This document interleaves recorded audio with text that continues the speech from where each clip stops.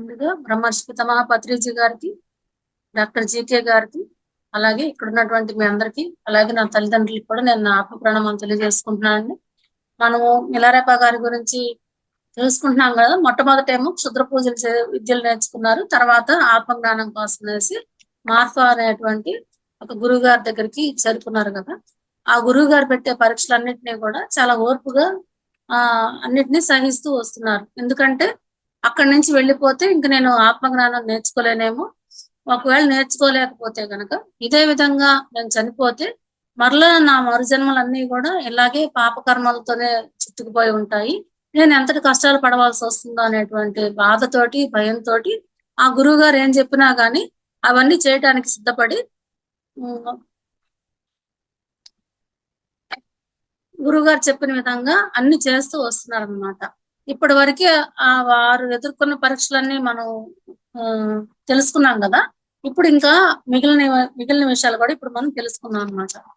ఏమైందంటే గురువు గారి యొక్క భార్య ఒక వైడూర్యాన్ని ఇచ్చారు మిలారేపా గారికి. అంటే ఇప్పుడు నేను మిలారేపా అని చెప్తున్నాను కానీ వాస్తవంగా అయితే గనక అతని పేరు తోపగా. తోపగా అని వాళ్ళ నాన్నగారు పెట్టిన పేరు.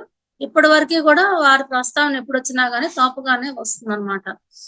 ఈ తోపగాకి ఆవిడ వైడూర్యాన్ని ఒకటి ఇచ్చారు కదా. ఇది ఇచ్చేసి మీ గురువు గారి దగ్గర నుంచి నువ్వు ఆ జ్ఞానం నేర్చుకోమనేసి చెప్పారు. తీరా దాన్ని తీసుకెళ్లిన తర్వాత గురువు గారు ఏం చేశారంటే ఇది నువ్వు మా ఇంటి నుంచి దొంగిలించావు అనేసి కోపం వచ్చి బాగా కొట్టారనమాట. ఇంకా అప్పుడు ఇతనికి బయటికి వచ్చేసి బాగా తీవ్రంగా దుఃఖించడం మొదలు పెట్టారు. నేను ఇంకా ఆత్మహత్య చేసుకోవటమే మంచిది. ఎంత చేసినా గానీ నేను ఇన్ని చేసినా గానీ గురువు గారి నుండి నేనైతే కనుక అతని కృపని నేను పొందలేకపోతున్నాను అనేసి బాధపడుతూ ఉంటారనమాట. సరే మరుసటి రోజు ఉదయం మరలా గురువు గారు కబురు చేస్తారు, తోపగాని ఇటు పిలుచుకురండి అనేసి.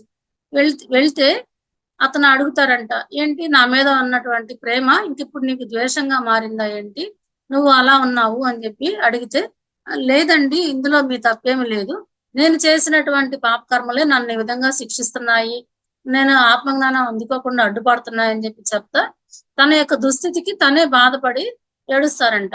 ఏడ్చేసరికి గురువు గారు ఏం చేస్తారంటే, నేను ఇంకా నీకేం నేర్పించట్లేదు అనేసి, నిన్ను కొడుతున్నాననేసి అందరికి తెలియాలండి, నువ్వు ఏడుస్తున్నావు అనేసి మరలా కొడతారంట మిలారేపా గారిని. ఇంకా అతనికి భయం వేసి పారిపోయి బయటకు వచ్చి దాంకున్నారంట. తర్వాత గురువుగారు లోపలికి వెళ్ళిన తర్వాత ఇంకా ఇట్లా లాభం లేదు, నేను ఇంటి దగ్గర నుంచి తెచ్చుకున్న డబ్బులో నుంచి కొంతైనా నేను దాచిపెట్టుకొని ఉండవలసింది, మొత్తం మొదటనే ఇచ్చేసాను, ఇప్పుడు గురుదక్షిణగా ఇవ్వడానికి నా దగ్గర ఏమి లేదు కాబట్టి ఇంకా గురువు గారు నాకేమి నేర్పించడానికి నాకు అర్థమైపోయింది కాబట్టి ఇక్కడ నేను ఇంకా ఉన్నా గానీ వ్యర్థమేను ఇదంతా కూడా అనేసి మనసులో చాలా రకాలుగా ఆలోచన అనేది మొదలు పెట్టారంట. నేను ఇంక ఇప్పుడు ఇంటికి వెళ్ళిపోతే మంచిదా, ఆత్మహత్య చేసుకుందామా, లేదంటే ఇంటికి వెళ్దామా అమ్మ దగ్గరికి. అమ్మ దగ్గరికి వెళ్తే మా ఊర్లో వాళ్ళందరూ నన్నైతే వదిలిపెట్టరు, ఖచ్చితంగా నన్ను చంపేస్తారు, నేను ఇదివరకట్లాగా ఇప్పుడు క్షుద్ర విద్యలేమి వాళ్ళ మీద ప్రయోగించను కాబట్టి నేను ఖచ్చితంగా చనిపోతాను, అలా చనిపోతే మళ్ళా నా పాపకర్మలన్నీ ఇలాగే ఉండిపోతాయి, మరి ఏం చేయాలని అతనే చాలా రకాలుగా ఆలోచించుకొని బయటికి ఎక్కడికైనా వెళ్ళిపోయి ఏదో ఒక ఉద్యోగం, ఏదో ఒక పని వెతుక్కొని కొంత డబ్బుని సంపాదించుకొని ఆ డబ్బుతోటి నేను ఏదో ఒకటి కొని దాన్ని తీసుకొచ్చి గురువు గారికి గురుదక్షిణగా ఇచ్చి అట్లయినా కానీ నేను విద్య నేర్చుకోవాలనేసి ఇంకా దృఢంగా నిశ్చయించుకుంటారంట. అలా నిశ్చయించుకున్న తర్వాత అతను ఇంకా ఇంట్లో నుంచి బయటికి వెళ్ళిపోతారు. గురువు గారికి కానీ ఎవరికి చెప్పరు, ఆఖరికి గురుపత్నికి కూడా చెప్పరంట. ఇంట్లో పోయినసారి కూడా గురుపత్ని ఎప్పటికప్పుడు ఇతనికి ఏదో ఒకటి ఇవ్వటము, మరలా వాటి ద్వారా పోయినసారి కూడా పిండి కొంత ఇచ్చారు కదా నీకు దారిలో ఉపయోగపడుతుందని, అప్పుడు కూడా మా ఇంట్లోంచి పిండి దొంగతనం చేసుకుని వెళ్ళామని చెప్పి మళ్ళా కొట్టారు కాబట్టి తినటానికి దారిలోకి తినటానికి ఆహారం కానీ ఏమి తీసుకోకుండా చివరికి గురుపత్ని కూడా చెప్పకుండా ఇంట్లోంచి బయటకు వెళ్ళిపోతారనమాట. అలాగా ఒక 4 మైళ్ళ దూరం వెళ్ళిన తర్వాత తోపగాకి బాధేస్తుందంట, నన్ను ఎంతో ప్రేమగా చూసుకున్నారు గురువుగారి భార్య, కన్న బిడ్డలాగా చూసుకున్నారు, నాకెంతో కొంత జ్ఞానాన్ని కూడా బోధించారు, అయినా కానీ నేను ఆవిడ పట్ల కొంచెమన్నా కృతజ్ఞతాభావం లేకుండా ఆవిడకి కూడా చెప్పకుండా నేను ఇంట్లో నుంచి పారిపోయి రావటం అనేది చాలా తప్పు పద్ధతి, నేను ఏమాత్రం కృతజ్ఞతా భావం లేకుండా, విశ్వాసం లేకుండా ఉన్నాననేసి అతనే మరలా అసహ్యించుకున్నాడంట. అయినా గాని మళ్ళా వెనక్కి వెళ్ళటానికి ఇష్టం లేక ఆ ఊర్లో కొంత మధ్యాహ్నం అయ్యేసరికి అతనికి ఆకలి అవుతుందంట. అక్కడ వాళ్ళందరిని అడిగి భిక్షం ఎత్తుకొని కొంత కొంత బార్లీ గింజలు అవి సేకరించుకొని వేరే వాళ్ళని అడిగి ఒక గిన్నె కూడా ఇప్పించుకున్నారంట. నేను అన్నం వండుకొని మరలా ఇస్తాననేసి. సరే ఇంకా ఆ గిన్నెలో ఈ బార్లీ అంతా వండుకొని తినేసి మళ్ళా వాళ్ళకి తిరిగి ఇవ్వటానికి వెళ్తా ఉంటారంట. ఆ గిన్నెలు అనేవి అరువు తెచ్చుకున్న గిన్నెలు తిరిగి ఇద్దామని. దారిలో కూడా చాలా బాధపడతారంట. ఇన్ని రోజులు నా గురువుగారు నన్ను ఎంత కష్టపెట్టినా గాని, గురువుగారి భార్య మాత్రం నాకేనాడు నా ఆకలికి నేను ఇబ్బంది పడకుండానే నన్ను కాపాడారు. నాకు సరైన సమయానికి భోజనం అందించారు. ఇప్పుడు నేను బయటకొచ్చిన తర్వాత నాకు భోజనానికి ఇబ్బంది అయిపోయింది. నేనెప్పుడు వంట కూడా చేసుకోలేదు ఇంతవరకి. అది ఎలా చేసుకోవాలో కూడా నాకు అర్థం కావట్లేదు. నాకు ఇన్ని కష్టాలు వచ్చినాయి ఏంటా అని బాధపడతానే ఆ గిన్నెలు ఎవరి దగ్గర తెచ్చుకున్నారో వాళ్ళకి తిరిగి ఇవ్వటానికి వెళ్తూ ఉంటారంట. అప్పుడు దారిలో ఒక ముసలి వ్యక్తి కనిపించి, ఏ ఏమయ్యా నువ్వు వయసులోనే ఉన్నావు, బాగా బలంగా దృఢంగా కూడా ఉన్నావు, నీకు సిగ్గు లేదా, అడుక్కొని తింటున్నావు అనేసి తిడతారంట మిలారేపా గారిని, ఆ వృద్ధ వ్యక్తి. అని పోనీ నీకేమైనా పని పాటలేని రావా ఏంటి అని అడుగుతారంట. ఇతను నా వృత్తి అయితే భిక్షాటన కాదండి అని చెప్తే, సరే పోనీ నీకేదన్నా పని వస్తే చెప్పు, నీకేమైనా చదువుకున్నావా, చదువు కనుక నేర్చుకుంటే నాకు ఏదన్నా ఆధ్యాత్మిక పుస్తకాలు చదివి వినిపించు, నేను ఈ వయసులో నేను చదువుకోలేకపోతున్నాను, దానికి ప్రతిఫలంగా నేను నీకు కొంత డబ్బు ఇస్తానని చెప్పి చెప్తారంట ఆయన. సరే ఇంక ఇతను నాకు ఇంతకంటే కావాల్సిందే ఉంది, ఇది గౌరవప్రదమైనటువంటి వృత్తే కదా అనేసి వాళ్ళ ఇంటికి వెళ్తారంట, ఆధ్యాత్మిక పుస్తకాలు చదివి వినిపించుదామనేసి. అట్లాగా వెళ్ళినప్పుడు ఆ ముసలి వ్యక్తి ఏంటంటే భావాతీత జ్ఞానం అని ఒక పుస్తకాన్ని చదివి వినిపించమని చెప్పారంట. అంటే చూడండి, ఇక్కడ ఆ వ్యక్తి కూడా దైవికంగానే ఇతనికి వచ్చారనమాట. ఇతన్ని మళ్ళా మంచి మార్గంలోకి మరల్చడానికి వచ్చిన వ్యక్తి అతను కూడా, కాకతాళీయంగా అయితే రాలేదు. భావాతీత జ్ఞానం అనేటువంటి ఒక పుస్తకం ఇచ్చి ఇది నాకు చదివి వినిపించు అని అన్నారంట. ఆ గ్రంథం చదువుతూ ఉండగా అందులో తనదంటూ ఒక పైసా కూడా లేనటువంటి ఒక ఋషి జ్ఞానం కోసము తన శరీరాన్ని అమ్మిన సంఘటన వచ్చిందంట. ఆ బుక్ అతను చదివి వినిపించేటప్పుడు మధ్యలో ఈ మాటలన్నీ వచ్చినాయంట. ఆ సంఘటన చదవంగానే అతను అవసరమైతే నేను నా హృదయాన్ని కూడా పెకిలించి ఉండేవాడిని, దాన్ని కూడా మీకు అమ్మేవాడిని అని చెప్పి చెప్తాడంట ఆ ఋషి అతని గురువు గారితోటి. మీరు నాకు జ్ఞానం నేర్పించాను అని అంటే కనుక నేను నా శరీరాన్ని కూడా అమ్మేస్తానని చెప్పి చెప్పాడంట. అది చదివి వినిపించిన తర్వాత మిలారెప్ప గారికి అనిపిస్తుందంట, ఇతనితో పోల్చి చూసుకుంటే నేను పడిన బాధలు ఏపాటివి కాబట్టి నేను చాలా తక్కువ కష్టాలే పడ్డాను, నేను పడిన కష్టం ఒక లెక్కలో కూడా రాదనిపించి మళ్ళా ఇతనికి ఆశలు చిగురించాయంట. ఇతనే ఇంత కష్టాలు పడంగలేంది, మరి నాకేంటి బాధ, నా గురువు గారు గురుపత్ని నన్ను బాగానే చూసుకుంటున్నారనేసి మళ్ళా గురువు గారి దగ్గరికి వెళ్తే జ్ఞానం నేర్పిస్తారనేసి మరలా వెనక్కి వస్తాడంట అతను. అప్పటికే ఇతను వెళ్ళిపోయిన సంగతి తెలిసి శ్రీ మార్ఫా గారు భార్య ఏంటంటే ఆ భర్తతో చెప్పిందంట, అతను నాకు కనిపించట్లేదు 2 రోజుల నుంచి అని చెప్తే, ఎన్ని రోజులైంది అని చెప్పి అడుగుతారంట. 2 రోజుల నుంచి నాకు కనిపించట్లేదు అని చెప్పి ఆవిడే భర్తతో బాధగా మాట్లాడతారంట. ఇప్పుడు మీకు సంతోషమే కదా, ఆ పిల్లవాడిని మీరు ఎప్పుడు శత్రువుగానే చూశారు, అతను ఇంట్లోంచి ఇల్లు వదిలి పారిపోయాడు, ఇప్పుడు మీకు సంతోషమే కదా, అతని చేత మీరు అన్ని పనులు చేపించుకున్నారు, అతనికి ఒళ్ళంతా పుళ్ళు పడినా గానీ మీకేమి ఇంత కూడా బాధ లేదు, అతనికి కనీసం జ్ఞానం నేర్పించలేదు అని చెప్పి నిష్ఠూరంగా మాట్లాడారంట భర్తతోటి. అప్పుడు ఆయన ఏమిటి నిజంగానే అతను ఇల్లు వదిలి పారిపోయాడా అనేసి చాలా బాధపడ్డారంట. ఆ మంత్రగాడు నిజంగానే ఇల్లు వదిలి పారిపోయాడు అనేసి బాధపడి కన్నీళ్లు గార్చుకున్నారంట. కన్నీళ్లు గార్చుకొని తన శిష్యుడు తిరిగి రావటం కోసమని ప్రార్థన కూడా చేశారంట. ఆ తర్వాత తలకి ఒక గుడ్డ చుట్టుకొని గంభీరమైనటువంటి వదనంతో ధ్యానంలో కూర్చున్నారంట మిలారెప్ప గారు తిరిగి రావాలనేసి. ఇతను తిరిగి వచ్చి గురుపత్నికి నమస్కరించంలోనే ఆవిడ ఆనందంతో చెప్పారంట, నువ్వు చాలా మంచి పని చేశావు, నీ గురువు గారు నీ కోసం నీకు కొంతైనా జ్ఞానాన్ని బోధిస్తారని నాకు అనిపించింది వారి మాటలను బట్టి, ఎందుకంటే నువ్వు వెళ్ళిపోయా అని చెప్పంలోనే ఆయన కళ్ళ నీళ్లు కూడా పెట్టుకొని భగవత్ ప్రసాదమైన తన శిష్యుడు తన వద్దకు తిరిగి రావాలని ప్రార్థన కూడా చేశారు అని చెప్పారంట. అంటే మహాత్మా గారి మనసులో మిలారప్ప గారి మీద అంతులేనటువంటి ప్రేమ ఉన్నది. కాకపోతే ఏంటంటే అతని చెడు కర్మలు తొలగిపోవటం ఒక్కటే లక్ష్యంగా పెట్టుకొని ఇన్ని కష్టాలు పెట్టారనమాట. భగవత్ ప్రసాదంగా లభించినటువంటి తన శిష్యుడు తిరిగి తన వద్దకు రావాలని ప్రార్థన కూడా చేశారు మీ గురువు గారు అని చెప్పారంట. అయితే ఇతను అనుకున్నారు, మళ్ళా నాకు లేనిపోని ఆశలు కల్పించడానికని గురువు గారి భార్య నాకు అన్ని అబద్ధాలు చెప్తున్నారు అని చెప్పి ఆ మాటలు నమ్మలేదంట.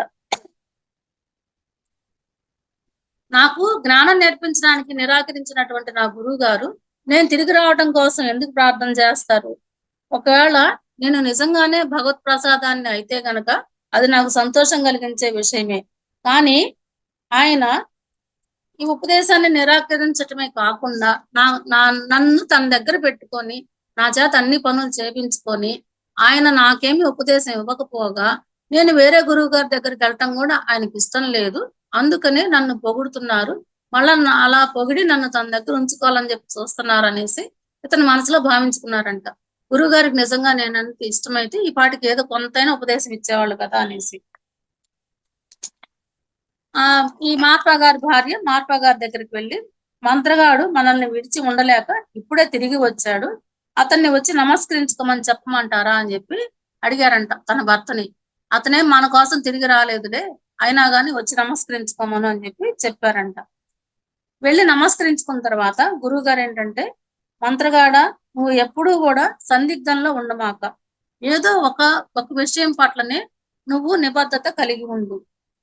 నీకు నిజంగా ఉపదేశం పొందాలని నిశ్చయించుకుంటే గనక నీ జీవితాన్ని త్యాగం చేయటానికి కూడా నువ్వు సిద్ధపడి ఉండాలి అని చెప్పారంట. ఇప్పుడు వెళ్ళు, ఇంటికి వేయవలసినటువంటి మిగిలిన 3 అంతస్తులు కూడా పూర్తి చెయ్యి, తర్వాత నీ గొప్పదైనటువంటి కోరిక తీరుతుంది. అంతేగాని నువ్వు కొంచెం సేపు జ్ఞానం నేర్చుకోవాలని, కొంచెం సేపు ఇల్లు వదిలి పారిపోవాలని 2 రకాల ఆలోచనలు అయితే పెట్టుకోమాక. ఇలాగ గనక నువ్వు చేస్తే నీకు పెట్టే తిండి కూడా నాకు దండగా అవుతుంది.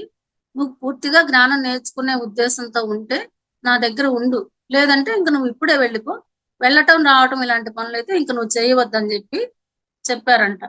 సరే, ఇంక ఎదురు మాట్లాడే ధైర్యం లేక బయటకు వచ్చేసి గురువుగారి భార్యతో, అమ్మ నాకు మా అమ్మని చూడాలని బాగా అనిపిస్తుంది, నాకు గురువు గారు అయితే ఉపదేశం ఇవ్వరు, ఆయన ఇస్తారని గనక నాకు గట్టిగా నమ్మకం ఉంటే గనక నేను ఇక్కడే ఉండి ఇల్లు పూర్తి చేసేవాడు నేను, కానీ నాకైతే కనుక నమ్మకం కలగటం లేదు, ఇల్లు పూర్తి చేసినా గానీ నాకు ఉపదేశం ఎవరు అని చెప్పి నాకు అర్థమైపోయింది, కాబట్టి దయచేసి నన్ను మా ఇంటికి పంపించండి అని చెప్పేసి గురువుగారి భార్య దగ్గర మళ్ళా ఆయన బాధపడ్డారంట. మీకు చెప్పకుండా వెళ్ళినందుకే నేను బాధపడ్డాను, కాబట్టి నేను మరలా తిరిగి వచ్చానని చెప్పారంట. అప్పుడు ఆవిడ అన్నారంట, నువ్వు చెప్పింది నిజమే, నేను నీకు ఒక గురువుని చూపిస్తానని వాగ్దానం చేస్తున్నాను.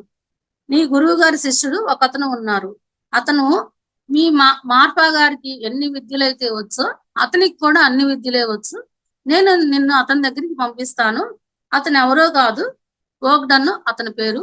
ఇంతకు ముందు ఉపదేశ క్రతువు జరిగినప్పుడు కూడా అతను మన ఇంటికి వచ్చారు, నీకు గుర్తుండే ఉండుంటది. అతని దగ్గరికి నీవు వెళ్ళు, నేను ఆ ఏర్పాట్లు చేస్తానని చెప్పారనమాట.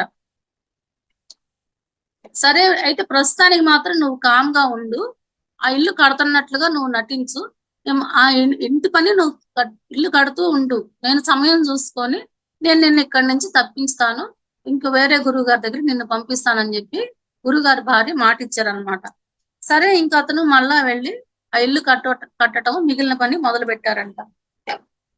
అయితే ఏంటంటే గురువుగారు మార్పా గారి గురువు గారు అయినటువంటి నరోపా గారికి ప్రతి నెల 10వ తారీఖు ఒక గొప్ప పూజ చేసుకునే అలవాటు అంట. ఇప్పుడు మా నరోపా గారు అదే పూజ చేస్తారు. మరలా ఇక్కడ భారతదేశంలో టిబెట్ లో మార్పా గారు కూడా ప్రతి నెల 10వ తారీఖు అదే పూజ చేస్తూ ఉంటారంట, గురువు గారి గౌరవార్థంగా. ఈవిడ మార్పా గారి భార్య ఏం చేశారంటే, ఆ రోజు విందు భోజనాలు అవి ఏర్పాటు చేస్తారు కాబట్టి ఆ రోజు రాత్రి పూట బీర్ తయారు చేశారంట. అది 3 రకాలుగా తయారు చేస్తారంట ఆ బీరు. ఒకటేమో చాలా చిక్కగా తయారు చేసి ఒకటి మధ్యస్థంగా, ఇంకొకటి చాలా తేలికగా ఉండే విధంగా తయారు చేస్తారంట ఆ బీరు. ఆ చిక్కటి బీరుని మార్ఫా గారికి ఇచ్చేసి ఆవిడ రాత్రిపూట బీరు తాగిస్తారంట భోజనం అయిన తర్వాత. మధ్యస్థంగా ఉన్నదేమో మార్ఫా గారి శిష్యుల చేత తాగించి, ఈ తేలికపాటి బీరుని 2 గ్లాసుల్లో పోసుకొచ్చి మిలారెపా గారికి ఒక గ్లాసు ఇచ్చి ఈవిడ ఒక గ్లాస్ తీసుకొని ఊరికి అలా ఎంగిల్ చేసి పక్కన పెట్టేస్తారంట దాన్ని. కొంతసేపటికి ఏమైతుందంటే మార్ఫా గారు గాఢ నిద్రలోకి జారుకుంటారంట. మిగిలిన శిష్యులు కూడా ఏంటంటే ఇంకా మంచి నిద్రలో ఉంటారు. ఆ సమయంలో ఏంటంటే మార్ఫా గారి భార్య మార్ఫా గారి గదిలోకి వెళ్ళి అక్కడి నుండి వాళ్ళ గురుదేవులైనటువంటి నరోపా గారి యొక్క వస్తువులు రెండిటిని దొంగతనం చేసి తీసుకొస్తారంట. వాటిల్లో ఒకటేమో నరోపా గారిది జపమాల, ఇంకొకటేమో నరోపా గారి గుర్తుగా ఉన్నటువంటి పూసల దండంట. ఈ 2 తీసుకువచ్చి బహుమతిగా ఇచ్చేటువంటి ఒక కర్చీఫ్ లో ఈ 2 వస్తువులు పెట్టి మిలారెపా గారికి అంటే తోపగాకి ఇస్తారంట. ఇచ్చి మార్ఫా గారు రాసినట్లుగా ఒక లెటర్ రాసి ఆ లెటర్ కూడా మిలారెపా గారికి ఇచ్చేసి, నేను చెప్పినట్లుగా గోప్టన్ దగ్గరికి వెళ్ళు, నేను పంపించానని చెప్పు అని చెప్పి ఇతన్ని పంపించేస్తారు. పాపం గురుపత్ని ఏమో ఇతని బాధ చూడలేక ఎట్లయినా గాని ఇతనికి సహాయం చేయాలని చెప్పి అనుకుంటారు. ప్రతిసారి అది వికటిస్తూనే ఉంటుందన్నమాట. ఇంకా అట్లా ఇతనికి మళ్ళా కొత్త ఆశలు చిగురించి టిబెట్ లో ఉన్నటువంటి మధ్య ప్రాంతానికి చెందిన ఆ గోప్టన్ గారి దగ్గరికి వెళ్ళిపోయారంట. అలా 2-3 రోజులు గడిచిన తర్వాత మార్ఫా గారు ఏంటంటే ఆ ఇల్లు కట్టుబడి ఎక్కడి వరకు వచ్చిందో చూద్దామనేసి అక్కడికి వెళ్ళేసరికి అక్కడ మిలారెపా గారు లేరు. ఇంటికి వచ్చి భార్యను అడుగుతారంట, ఆ మంత్రగాడు తోపగా నాకు కనిపించట్లేదు, ఎక్కడికి వెళ్ళాడు అనేసి. ఈవిడేమో ఏమో నాకు తెలియదు, మీరెప్పుడు అతన్ని తిడుతున్నారు కొడుతున్నారు కదా, ఎక్కడికి పారిపోయాడో నాకేం తెలుసు, నన్ను అడుగుతారు అని ఏం తెలియనట్లుగా మాట్లాడారంట ఈవిడ. అతను మీ దగ్గర ఉన్నన్నాళ్ళు మీ నుంచి అతనికి ఉపదేశం అయితే ఏమి దక్కలేదు, ప్రతిఫలంగా తన్నులే దక్కాయి, అతను రోజు ఏడుస్తూనే ఉన్నాడు కదా, ఇంకిప్పటికైనా మీకు సంతోషమే, అతను ఎక్కడికి వెళ్ళిపోయాడో నాకు తెలియదు అనేసి చెప్పారంట.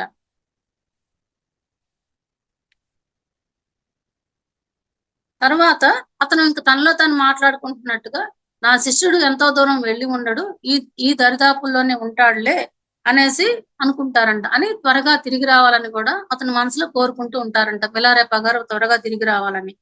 అయితే ఈ లోపల ఏంటంటే మిలారెపా గారు గోప్టన్ గారి ఇంటికి చేరుకుంటారనమాట. అప్పుడు ఆయన గోప్టన్ గారు కూడా అప్పటికి చాలా గొప్ప గురువు అయిపోయారంట. అంటే నా మార్ఫా గారి శిష్యుడే కదా, మార్ఫా గారికి ఉన్నంత జ్ఞానం మొత్తం కూడా గోప్టన్ గారు నేర్పించి పంపించారు. అతను వేరే చోట కొంతమంది శిష్యుల్ని కూడగట్టుకొని వాళ్ళందరికీ ఈ విద్యలన్నీ నేర్పిస్తూ ఉంటారనమాట. మార్ఫా గారంతా గొప్ప శిష్యుడు, గొప్ప గురువు అయిపోయారనమాట గోప్టన్ గారు అప్పటికి. అతని శిష్యులతోటి ఆధ్యాత్మిక ప్రసంగం చేస్తూ ఉన్నారంట మిలారెపా గారు అక్కడికి వెళ్ళిన సమయంలో. అప్పుడు ఆయన ఒక గ్రంథంలో నుండి చదువుతున్న వాక్యాలు నాకు ఇంకా గుర్తున్నాయి. ఏం చెప్పారంటే అప్పుడు, వివరించి చెప్పేవాడిని నేనేను, వినేవాడిని నేనేను, నీకు జగద్గురువుని నేనేను, ఈ భక్తుడిని నేనే, ఈ ప్రపంచ స్థితిగతులకి అతీతంగా ఉన్నవాడిని నేనే, భగవంతుడిని నేనే, భక్తుడిని నేనే, అంతా నేనే అనేసి అది వివరించి శిష్యులకి చెప్తూ ఉన్నారంట గోప్టన్ గారు. అన్ని తెలిసినటువంటి ఆనంద స్వరూపుడిని కూడా నేనే అని చెప్తున్నారంట. ఇతను వెళ్ళేసరికి ఆ వాక్యాలు ఇతనికి వినిపించాయంట. అదే సమయంలో ఈయన అక్కడికి వెళ్ళేసరికి అక్కడ ఉన్నటువంటి శిష్య బృందానికి కొంచెం దగ్గరలో నుంచొని ఇవన్నీ వింటూ ఉన్నారంట మిలారెపా గారు. సరే గోప్టన్ గారు ఇతన్ని చూసి దూరం నుంచే ఈయనకి నమస్కరించారంట. గోప్టన్ గారికి నమస్కరించే విధానాన్ని బట్టి ఇతను మార్ఫా గారి శిష్య సాంప్రదాయానికి చెందిన వ్యక్తి, ఆ సాంప్రదాయంలో నాకు నమస్కారం చేశారు కాబట్టి మా గురువు గారే ఇతన్ని పంపించారు అనేసి అతను అర్థం చేసుకొని శిష్యుడిని అతని దగ్గరికి పంపిస్తారంట. అతను ఎవరు, ఎందుకు వచ్చారు కనుక్కోండి అనేసి. ఆయన అన్నారంట, నేను ఈ వాక్యాలు చదువుతున్న సమయంలో నీవు ఇక్కడికి వచ్చావు కాబట్టి అది శుభశకునంగా భావిస్తున్నాను. ఈ శుభశకునాన్ని బట్టి భవిష్యత్తులో నీవు ఒక గొప్ప సిద్ధ పురుషుడు అవుతావు అని చెప్పారంట. తర్వాత ఆయన నేను ఎవరిని ఏ పని మీద వచ్చాను వివరించడానికి అని ఒక శిష్యుడిని ఇతని దగ్గరికి పంపిస్తారంట. అతను ఆ శిష్యుడికి ఏం చేస్తారంటే ఈ జరిగిందంతా దాచిపెట్టేసి మార్ఫా గారికి ఆ తీరిక లేకుండా ఉన్నందువలన నాకు ఉపదేశించడానికి ఆయనకి వీలు కలగటం లేదని, అందుచేత మీ దగ్గర ఉపదేశం తీసుకోమని నన్ను ఇక్కడికి పంపించారని చెప్పి గురువుగారి దగ్గర నుంచి నరోపా గారి వస్తువులని ఆయనకు కానుకగా తీసుకొచ్చానని చెప్పారనమాట. చెప్పి ఆ కానుకలని గురువు గారి భార్య రాసిచ్చినటువంటి ఉత్తరాన్ని 2 ఆయనకి ఇస్తారనమాట. ఇచ్చేసరికి గోవర్ధన్ గారికి అమితమైనటువంటి ఆనందం కలుగుతుందంట. అంటే వాళ్ళ గురువు గారి యొక్క గురువు గారు నరోపా గారు అంటే, నరోపా గారు వాడుకున్న వస్తువులు నాకు కానుకగా లభించాయంటే నేనెంత అదృష్టం చేసుకున్నాను అనేసి అతను చాలా సంతోషిస్తారంట. అవన్నీ తీసుకొని ఈ మార్పా గారి భార్య రాసినటువంటి ఉత్తరం కూడా పెద్దగా అందరి ముందే చదివి వినిపించారంట.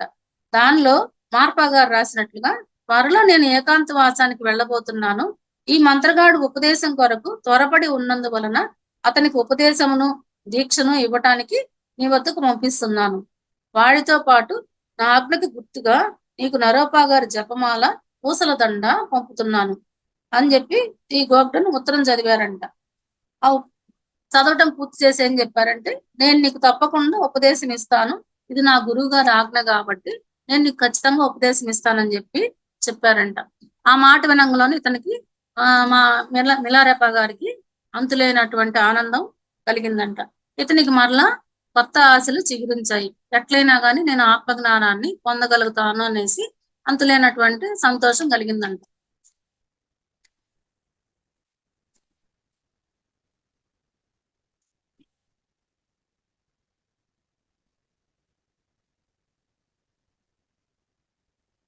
అప్పుడు ఇతను ఏం చెప్తారంటే, ఆ గోవర్ధన్ గారు, నాకు నాకు చాలా మంది విద్యార్థులు ఉన్నారు, వాళ్ళందరినీ కూడా డల్ అనే చోట, అంటే ఈ గోవర్ధన్ గారి దగ్గరకు వచ్చే దారిలో డల్ అని ఒక ఊరు ఉందంట. ఆ ఊరు దగ్గరకు వచ్చేసరికి దారి దోపిడీ దొంగలు వచ్చేసి నా విద్యార్థుల్ని దోచుకుంటున్నారు. ఆ గొర్రెల కాపరుల మీద నువ్వు వడగండ్ల వాన కురిపించి వాళ్ళకి తగిన గుణపాఠం చెప్పిరా, నువ్వు ఆ పని చేస్తే కనుక నేను నీకు ఉపదేశం ఇస్తాను అని చెప్పారంట గోవర్ధన్ గారు. ఇతను ఆ క్షుద్ర విద్యలు నేర్చుకొని వడగండ్ల వాన కురిపించే శక్తిని పొందినటువంటి రోజుని నేను నా కసి తీరా తిట్టుకున్నాను. గతంలో చేసిన తప్పిదముల నుండి బయటపడలేను కాబోలు ఇంక నేను ఈ జన్మంతా ఇంతే, నేను నా క్షుద్ర విద్యలతోనే గడిచిపోయేలా ఉందనేసి బాధపడ్డారంట. నేను ఇక్కడికి సత్యం కోసం వచ్చాను, కానీ ఇక్కడ మళ్ళీ ఇంకొక పాపాన్ని చేయమని చెప్తున్నారు. మనుషుల ప్రాణాలకు ఆస్తిపాస్తులకు నష్టాన్ని కలుగ చేసి దుఃఖాన్ని కొని తెచ్చుకునే ఈ పాపిష్టి శక్తిని నేను ఎందుకు పొందాను అనేసి ఇప్పటికీ నాకు ఇంక వేరే దారి లేకుండా పోయింది. నేను మంత్రగాడిని అందరికీ తెలిసిపోయేసరికి అందరూ నా చేత ఇలాంటి పాపం పనులే చేపిస్తున్నారు. నేను ఏ జన్మలో ఏం పాపం చేసుకున్నాను అనేసి బాధపడుతూ ఉన్నారంట. కానీ ఆ కోరిక తీర్చకపోతే నాకు ఉపదేశం ఇవ్వరు. అందుకని నేను త్వరగా గ్రామానికి వెళ్ళి ఒక వృద్ధురాలి ఇంట్లో బస చేశాను. మేఘాలన్నీ గుమికూడి ఒక వరుస చినుకులు పడగానే ఏ ముసలావిడ ఇంట్లో అయితే ఇతను ఆశ్రయం పొందాడో ఆ ముసలావిడ ఏడుస్తున్నారంట అక్కడ. ఏంటమ్మా ఏడుస్తున్నారంటే, అయ్యా నాకు కొంత పొలం ఉంది, ఆ పొలంలో బార్లీ కంకులన్నీ ఇప్పుడు నాకు పంట చేతికి వచ్చే సమయము, ఇప్పుడు వర్షం పడుతుంది, వడగండ్ల వాన కురుస్తుంది, ఇదే నా జీవనాధారము, నాకు ఇంకా శక్తి కూడా లేదు, ఈ బార్లీ పంట అంతా నాశనం అయిపోతే ఈ సంవత్సరం అంతా ఇంక నేను ఏం పెట్టి తినాలి నాయన, అందుకే నేను ఏడుస్తున్నానని ఆవిడ బాధపడ్డారంట. ఆ బాధ చూడంలోనే ఇతనికి ఇంకా బాధేసింది. అయ్యో నా మూలంగా ఇట్లా ఎంతమంది నష్టపోతున్నారు, ఎంతమంది నాశనం అవుతున్నారు, నేను ఈ క్షుద్ర విద్య నేర్చుకుని ఎంత పాపం చేశాననేసి మళ్ళా పశ్చాత్తాపానికి గురయ్యారంట. సరే కానీ గురుగారు చెప్పినట్టు చేయకపోతే ఉపదేశం దొరకదు. అందుకని ఏం చేశారంటే, ఒక పేపర్ తీసుకొని ఈ పొలంలో సుమారుగా మీ పొలం ఎక్కడుందనేసి నాకు కొంచెం గుర్తులు చెప్పండి అనేసి ఒక పటం గీపించుకున్నారంట ఆవిడ చేత. అంటే ఈ ఫలానా రోడ్డు పక్కనని అట్లా ఎవరి పొలం వాళ్ళ గుర్తులు ఉంటాయి కదా, అలా ఒక గుర్తు గీపించుకున్నారంట. మ్యాప్ లాగా గీపించుకున్నారంట. ఆవిడ పొలము త్రిభుజాకారంలో ఉండి ఒకవైపు తోకలాగా సన్నగా పొడవుగా ఉంటుందంట. సరే ఆవిడని అడిగి బార్లీ గింజలు వేపించుకునే బాండి ఒకటి ఇప్పించుకొని ఆవిడ త్రిభుజాకారపు పొలం మీద ఈ బాండిని బోర్లించి పెట్టేసి మిగిలిన ప్రాంతం అంతా వడగండ్లు ఆనపడాలి, ఈ ఈ వృద్ధురాలి పొలం మీద మాత్రం ఒక్క చినుకు కూడా పడకూడదనేసి దృఢ సంకల్పంతో అతను ఆ ఆ క్షుద్ర పూజ చేయంగలోనే వడగళ్ళ వాన పడిందంట. ఆ ప్రాంతంలో ఉన్న గొర్రెల కాపర్ల అందరి పంట పొలాలన్నీ నాశనం అయిపోయి ఈ వృద్ధురాలి యొక్క పొలం మాత్రమే పచ్చగా కళకళలాడుతూ ఉందంట. ఇతను వెళ్ళి చూసి వచ్చారంట మళ్ళా ఆ పొలం ఎలా ఉందనేసి. సరే ఇక్కడ ఈవిడ నాకు ఆశ్రయం ఇచ్చారు కాబట్టి ఆవిడ పొలానికి ఏం కాకుండా నేను కాపాడాననేసి ఆ అతను కొంతలో కొంత నయమని చెప్పి సంతోషించి వస్తూ ఉంటే ఆ దారిలో గొర్రెల కాపర్లు ఏడుస్తా ఉన్నారంట. అయ్యో మా పొలం అంతా చేతికొచ్చిన పొలం నాశనం అయిపోయింది, ఇప్పుడు మేమేం చేయాలి అనేసి. అప్పుడు మిలారెప్ప వాళ్ళతోటి ఇక్కడ గోబ్డన్ గారి అనే ఒక గురువు గారు ఉన్నారు, వాళ్ళ దగ్గరకు వచ్చే శిష్యులందరినీ మీరు దారి దోపిడీ చేస్తున్నారు, వాళ్ళని ఇబ్బందులు పెడుతున్నారు, మీరు చేసిన పాపమే ఇవాళ మీకు ఈ పంట చేతికి రాకుండా పోయిందనేసి వాళ్ళందరికీ చెప్పారంట. మీరు కనుక మంచిగా సన్మార్గంలోకి ప్రవర్తించండి, ఇంకెప్పుడు మీ పొలాలు నాశనం కావాలని చెప్పి వాళ్ళకు చెప్పి వస్తూ ఉంటే దారిలో చెట్లు ఉంటాయి కదా, పెద్ద పెద్ద చెట్లు, అవన్నీ కూడా ఈ వడగళ్ళ వానబడి చెట్ల మీద ఉన్నటువంటి పక్షులు గాని లేదా రోడ్డు పక్కన కలుగుల్లో ఉండే ఎలుకలు గాని అలా చిన్న చిన్న జంతువులన్నీ కూడా చచ్చిపోయి పడిపోయి ఉన్నాయంట. అవి చూడంగానే ఇతనికి మరలా దుఃఖం ఆగలేదు ఇంకా. అయ్యో నేను చేసిన పనికి ఇన్ని పక్షులు చనిపోయినాయి, ఇన్ని ప్రాణాలు పోయినాయి, ఇవన్నీ చనిపోయినాయి అనేసి ఆ బాధ తట్టుకోలేక వాటన్నిటినీ కూడా ఒక ఇతని కోటులోను టోపీలోను అతని భుజానుకున్న సంచిలోను ఈ చనిపోయిన పక్షులన్నీ వేసుకొని వాళ్ళ గురువు గారి దగ్గరికి వస్తారంట, గోబ్డన్ గారి దగ్గరికి.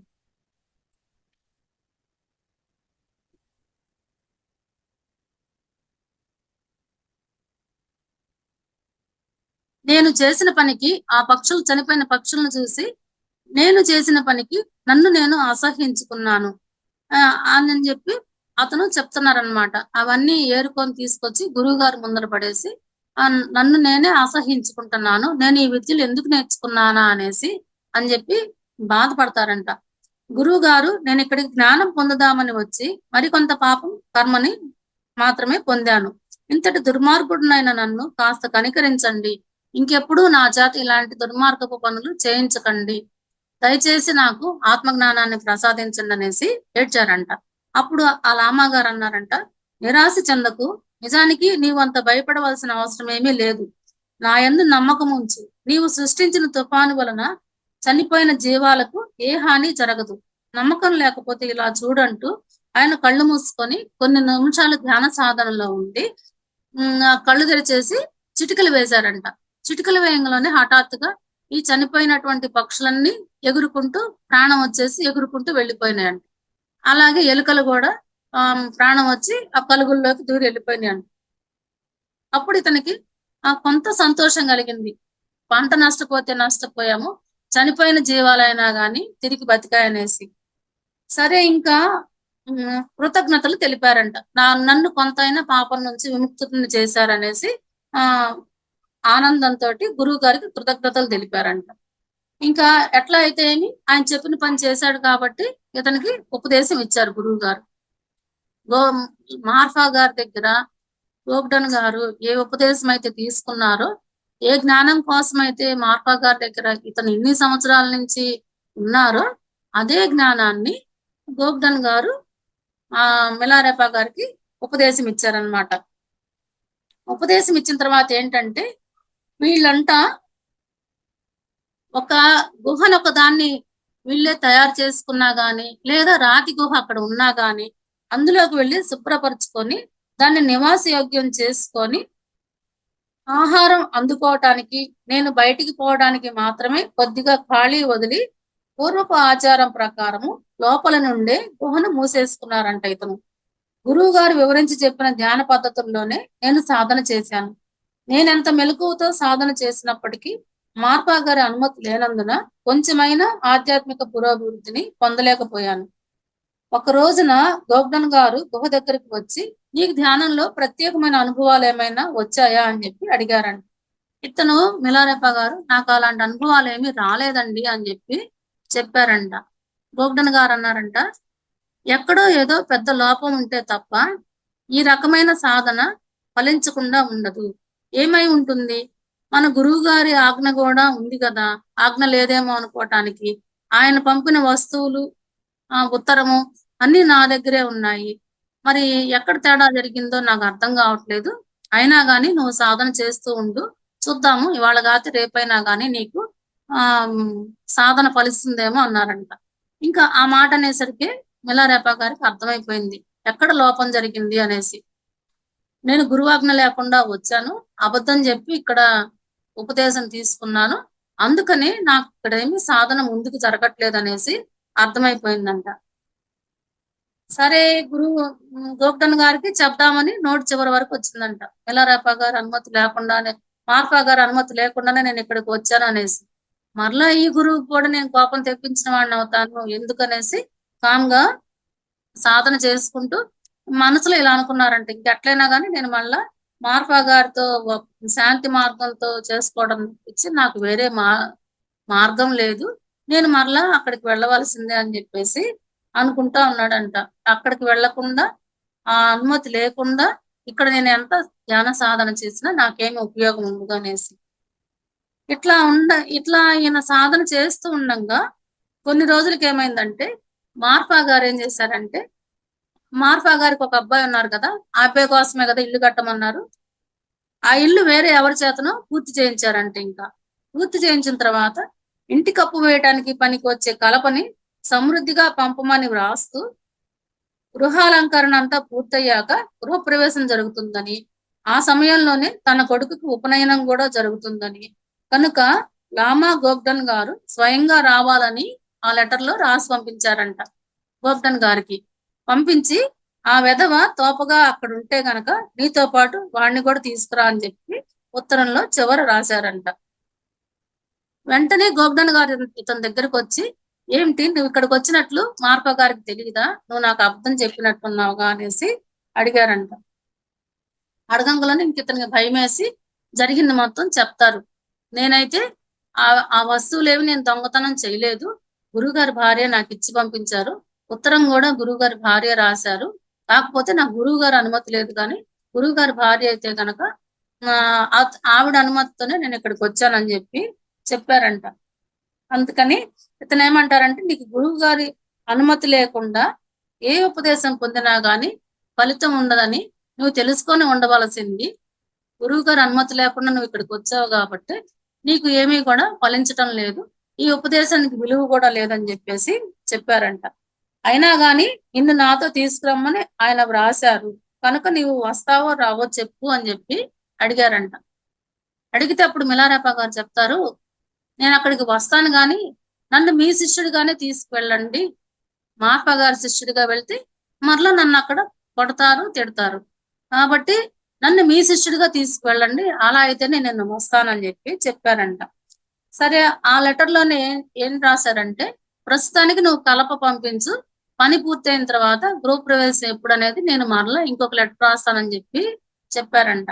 కాబట్టి ఎప్పుడు బయలుదేరేది నిశ్చయమైన తర్వాత నేను తెలియజేస్తాను, కనుక అప్పటిదాకా గుహలోనే ఉండు, నీ సాధన అయితే నువ్వు చేస్తూ ఉండు అని చెప్పి చెప్పారంట. సరే, ఈయన గోగ్డన్ గారి శిష్యుల చేత కలపని మార్పా గారికి పంపించారు. పంపించి అక్కడ పని అయిన తర్వాత ఏంటంటే గృహప్రవేశ ముహూర్తాన్ని తెలియజేస్తూ మార్పా గారు మరలా ఇంకొక లెటర్ రాస్తారనమాట.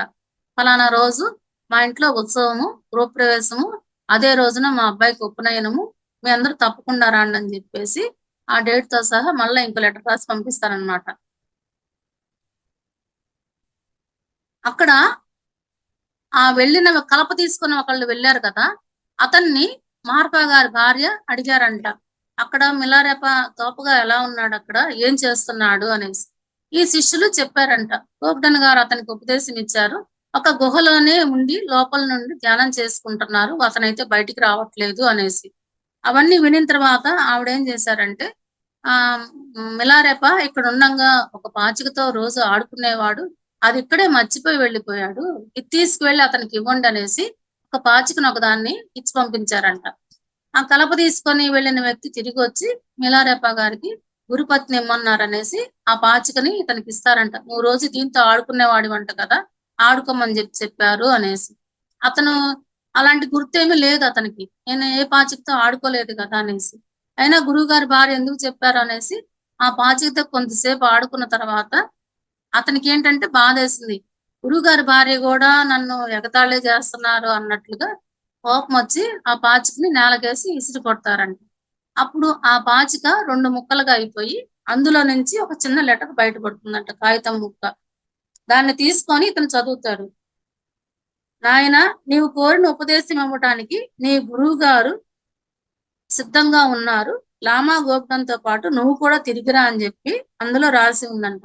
సరే, ఇంక అతనికి సంతోషం కలిగి ఆ గుహలో నుంచి బయటకు వచ్చేసి గోబ్డన్ గారితో కలిసి మార్పా గారి దగ్గరికి ప్రయాణం అయ్యారు. ఈ గోబ్డన్ గారు ఏం చేశారంటే, మార్పా గారి దగ్గరికి వెళ్ళినప్పుడు మార్పా గారు గోబ్డన్ గారికి ఏమైతే బహుమతులు ఇచ్చారో వాటి వరకు ఇంట్లో వదిలేసి ఈ గోబ్డన్ గారికి ఆయన శిష్యులు గాని వేరే ఎవరైనా గాని బహుమతుల రూపేణా తెచ్చినటువంటి ప్రతి వస్తువు కూడా మూట కట్టుకొని మళ్ళా తన గురువు గారికి గురుదక్షిణగా ఇవ్వటానికి అనేసి అతను బయలుదేరారంట గోబ్డన్ గారు. గోబ్డన్ గారి భార్య ఏమో జున్నుని పొడిలాగా తయారు చేసి ఈ పొడి జున్ను తీసుకువెళ్ళి మార్పా గారి భార్యకి ఇవ్వండి, వాళ్ళు అక్కడ దీంతో జున్ను తయారు చేస్తారు, రేపు విందులో దీన్ని ఉపయోగించండి అనేసి గోబ్డన్ గారి భార్య మిలారేపా గారికి జున్ను పొడి కూడా ఇస్తారంట. సరే, గోబ్డన్ గారు ఇవన్నీ వాళ్ళ ఇంట్లో ఉన్న విలువైన వస్తువులు, బంగారము, వజ్రాలు, వెండి సామాను, అట్లా ఉన్న ప్రతిదీ కూడా గురువు గారికి గురుదక్షిణగా ఇవ్వటానికి తీసుకువెళ్తా వాళ్ళ దగ్గర కొన్ని గొర్రెలు అవన్నీ ఉంటే ఆ గొర్రెల మందని, పశువుల గుంపుని, మేకల్ని అన్ని కూడా తీసుకొని వెళ్ళారంట మార్పా గారికి గురుదక్షిణ కింద ఇవ్వటానికి. అయితే వీళ్ళింట్లో ఒక మేక, కుంటి మేక ఉందంట, మేక పిల్ల కుంటిదంట. సరే, దీన్ని మళ్ళా మనం మోసుకొని వెళ్లాల్సి వస్తుంది, ఇంత దూరం అది నడవలేదు కదా అనేసి ఆ కుంటి మేక పిల్లని ఒక్కదాన్ని మాత్రం ఇంట్లో ఉంచేసి మిగిలినవన్నీ కూడా గురుదక్షిణ కింద తీసుకొని గోబ్డన్ గారు బయలుదేరారు. గోబ్డన్ తో పాటు మిలారేపా గారు కూడా మార్పా గారి ఇంటికి బయలుదేరారు. అట్లా వచ్చి మార్పా గారింటికి కొంత దూరానికి రాంగలోనే ఇంకా కొంత దూరంలో వాళ్ళ ఇల్లు ఉందనంగా గోబ్డన్ గారు ఏం చేశారంటే, ముందుగా ఎవరైనా ఒకళ్ళు వెళ్ళి మనమందరము వస్తున్నటువంటి సమాచారాన్ని ఆ మార్పా గారికి అందించి మనం సేద తీర్చుకోవడానికి వీలుగా కొంత కొంత వీరుని, మరలా మనకి కొంత ఏదైనా ఆహారాన్ని ఇస్తే కనుక మనం ఇక్కడే ఆ ఆహారం స్వీకరించి బీరు తాగి తర్వాత అంటే అక్కడ వాళ్ళకి ఆ బీరు తాగటం ఆచారం అన్నమాట. ఇంకా మనం గురువు గారి ఇంటికి వెళ్దాం అనేసి ఒక శిష్యుడి చేత కబురు పంపిస్తారంట. మిలారేపా గారి చేత కబురు పంపిస్తారు. మిలారేపా గారు ఏంటంటే వెళ్ళి గురువు గారి దగ్గరికి వెళ్ళి ఆ గురువు గారి భార్యకి ఆ జున్ను పౌడర్ ఇచ్చేసి ఆ గురుగారు గోబ్డన్ గారు ఇలా ఆహారం ఏదన్నా పంపగలరేమో అని అడిగారు, మీరేమైనా ఆహారం పంపిస్తారా అని చెప్పి అడుగుతారంట. అప్పుడు ఆవిడేంటంటే, మేడ మీద మార్పా గారు ధ్యానం చేసుకుంటున్నారు, నువ్వు వెళ్ళి అతని పర్మిషన్ తీసుకొనిరా అని చెప్పి అంటారండి. ఇతను వెళ్ళి మార్పా గారికి నమస్కారం చేయంలోనే మార్పా గారు ఏంటంటే ఇతని మొహం చూడటానికి కూడా ఇష్టపడకుండా వెనక్కి తిరిగి కూర్చుంటారంట. ఇతను మరలా అటువైపు వెళ్ళిన తర్వాత పక్కకు తిరిగి అలాగా ఇతని మొహం చూడటానికి ఇష్టపడరంట అతను ఎంతసేపటికి కూడా. సరే, ఇంక ధైర్యం కూడా తీసుకొని గురుదేవ, నా మీద కోపంతో మీరు నా నమస్కారాలు అంగీకరించకపోయినప్పటికీ కూడా లామా గోబ్డన్ గారి గురించి తెలియజేయడానికి వచ్చాను. ఆయన మీకు కానుకగా తన సర్వస్వాన్ని తీసుకువస్తూ త్రోవలో ఉన్నారు. ఆయన తెస్తున్న విలువైన వస్తువులు ఏమేమి తీసుకొచ్చారో ఆ పట్టిక మొత్తం కూడా తనకి ఏకరువు పెట్టారంట. అంటే బంగారము, వెండి, ఇంట్లో వస్తువులు, పశువులు, మేకలు, గొర్రెలు, ఇట్లా అన్ని తీసుకొని వచ్చారు మీ గురుదక్షిణగా ఇవ్వటానికి అనేసి మొత్తం లిస్టు చదివి వినిపించారంట.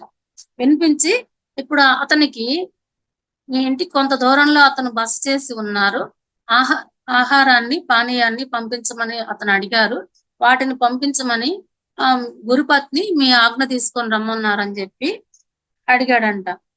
అప్పుడు గురువు గారు ఇతని మీద కోపంతో మండిపడి, నేను ఎన్నో కష్ట నష్టాలకి ఓర్చుకొని భారతదేశం వెళ్ళి నా గురువు గారి దగ్గర ఇంతకంటే ఎక్కువ విలువైనటువంటి జ్ఞానాన్ని, పుస్తకాలని నా భుజాల మీద నేను మోసుకొని వచ్చాను. ఆ రోజు నాకెవరన్నా స్వాగత సత్కారాలు అందజేశారా ఏంటి? నాకెవరైనా ఎదురొచ్చి ఆహారము, పానీయాలు అందించారా? ఆఖరికి ఒక కుంటి కాకి కూడా నన్ను చూడటానికి రాలేదు. ఇప్పుడు వీడేం చేసి ఏం ఘనకార్యం చేశాడని పశువుల మందం తీసుకొని రాంగలోనే నేనెళ్ళి ఎదురెళ్ళి ఆహారం పంపించాలా అని చెప్పి మండిపడతాడంట. ఇదేనా ఒక శిష్యునికి ఉండవలసిన లక్షణము? గురువు దగ్గరకు వచ్చి నన్నే ఆహారం పంపించమంటాడా అనేసి అరుస్తారంట మార్పా గారు. మళ్ళా ఇతనికి భయం వేసి కిందకొచ్చి మార్పా గారి భార్యకి ఆ మాట చెప్తారు. గురువు గారు ఇంత కోపంగా ఉన్నారు, మరి ఈ మాట అన్నారు, ఏం చేద్దాము అనేసి. సరే నేను వస్తాను, మన ఇద్దరం కలిసి తీసుకొని వెళ్దాము బీర్ అంటే, అమ్మో నేను రానండి, గురువుగారు మరలా నన్ను కొడతారు, నేనైతే రానని చెప్పి చెప్తాడంట మిలారేప. సరే అయితే ఆమె ఏం చేస్తుందంటే అక్కడుండి ఇతర శిష్యులకు చెప్పి మీరు మద్యాన్ని తీసుకొని రండి అనేసి వీళ్ళిద్దరు కలిసి స్వాగతం అందించడానికి మాత్రమే వెళ్ళారు. వీళ్ళతో పాటు ఆహారం పానీయం ఏం తీసుకెళ్లకుండా. అక్కడికి వెళ్ళి వీళ్ళు వాళ్ళని ఆహ్వానించేసి ఇంటికి తీసుకొస్తారనమాట. అక్కడ గృహప్రవేశంతో పాటు వాళ్ళ అబ్బాయి ఉపనయనం కూడా జరుగుతూ ఉండేసరికి బ్రహ్మాండమైనటువంటి విందులు ఏర్పాటు చేశారు. అతిథులందరూ కూడా చాలా ఎక్కువ మంది వచ్చారనమాట. ఈ గురువు గారు ఏంటంటే అక్కడ చేరిన వాళ్ళందరికీ కూడా వాళ్ళ సాంప్రదాయాలకు అనుగుణంగా ఆ వాళ్ళకి విందు భోజనం అన్ని ఏర్పాటు చేస్తూనే అట్లాగే వాళ్ళ శిష్యులకు కూడా ఈ సాంప్రదాయాన్ని అనుసరించి ఎవరికి ఏ జ్ఞానాన్ని అందించాలో ఆ జ్ఞానాన్ని బోధిస్తూ ఉన్నారంట. అప్పుడు గోగ్డన్ గారు ఈ గురువు గారు ముందుకు వచ్చి ఆయన తెచ్చిన కానుకలన్నీ సమర్పించి ఇలా ప్రార్థించారంట. పరమ పూజ్యులైన గురుదేవ, నేను మీకు చెప్పినా చెప్పకపోయినా నేను నాతో పాటు నా సర్వస్వము మీదే, అంటే నేను తెచ్చిన కానుకలతో పాటు నేను కూడా మీ వాడినే, నా మీద కూడా మీకు పూర్తి హక్కు ఉంది అని చెప్పి నాకున్న సర్వస్వాన్ని నాతో సహా మీకు సమర్పించుకుంటున్నాను. అయితే ఒక కుంటి మేక మాత్రము నడవలేని పరిస్థితుల్లో ఉన్నది. దాన్ని తేవడానికి ఇబ్బందిగా అనిపించి నేను ఆ మేకను ఇంటి దగ్గర వదిలేసి వచ్చాను. ఇంకా అది తప్పించి నేను ప్రతిదీ తీసుకొచ్చాను. నా దగ్గర ఉన్న ప్రతిదీ నాతో సహా మొత్తం మీవే. ఇవన్నీ స్వీకరించి మీరు నాకు జ్ఞానాన్ని బోధించండి అని చెప్పి అడిగారంట. మీరు భారతదేశం నుంచి ఏమైతే విలువైన జ్ఞానాన్ని నేర్చుకొని వచ్చారో ఆ జ్ఞానం అంతా కూడా నాకు నేర్పించండి, అమూల్యమైనటువంటి ఉపదేశాలు నాకు ఇవ్వండి అనేసి అడిగారంట. వాటిల్లో కొన్ని పవిత్ర గ్రంథాలను కూడా నాకు ఇవ్వండి, నేను నా శిష్యులకి అవన్నీ నేర్పిస్తానని చెప్పి చెప్పారంట.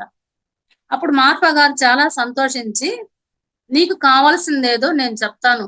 నా దగ్గర కొన్ని అపురూపమైనటువంటి గ్రంథాలు, సమర్థవంతమైనటువంటి సత్యాలు ఉన్నాయి.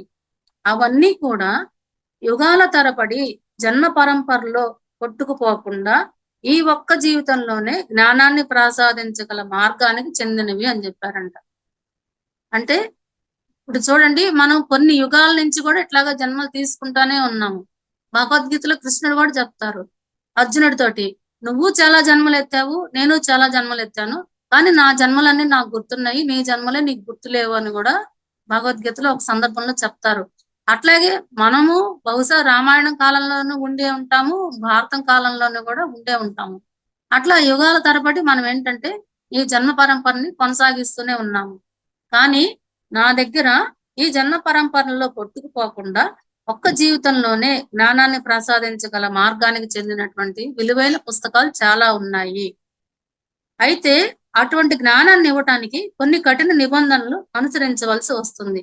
కాబట్టి నువ్వు ఇంటికి తిరిగి వెళ్ళి ఆ కుంటి మేకను కూడా తీసుకురా.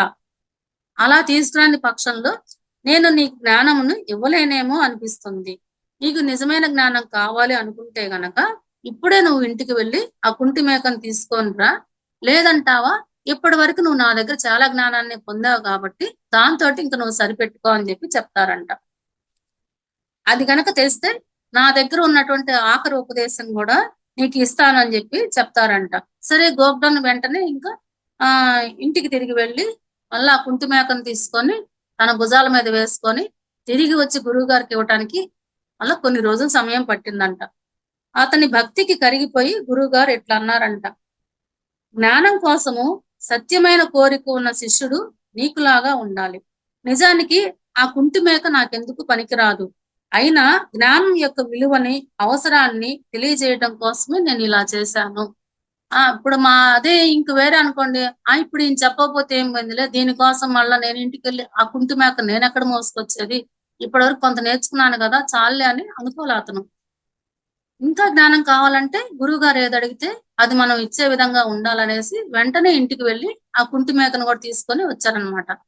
అప్పుడు ఇందులో మనకేమర్థమవుతుందంటే జ్ఞానం నేర్చుకోవాలంటే శిష్యుడు ఎంత తపనతో ఉండాలి, ఎంత శ్రద్ధతో ఉండాలి, గురువుగారి యొక్క మాట మీద ఎంతగా ధ్యాస పెట్టి ఉండాలి. గురువుగారి నోట్లోంచి ఒక మాట వచ్చిందంటే అది మన మంచికే. అవి మనకి కొన్ని జన్మలను కూడా తగ్గించవచ్చు. గురుగారి నోట్లోంచి వచ్చే మాట గనక మనం పాటించామంటే.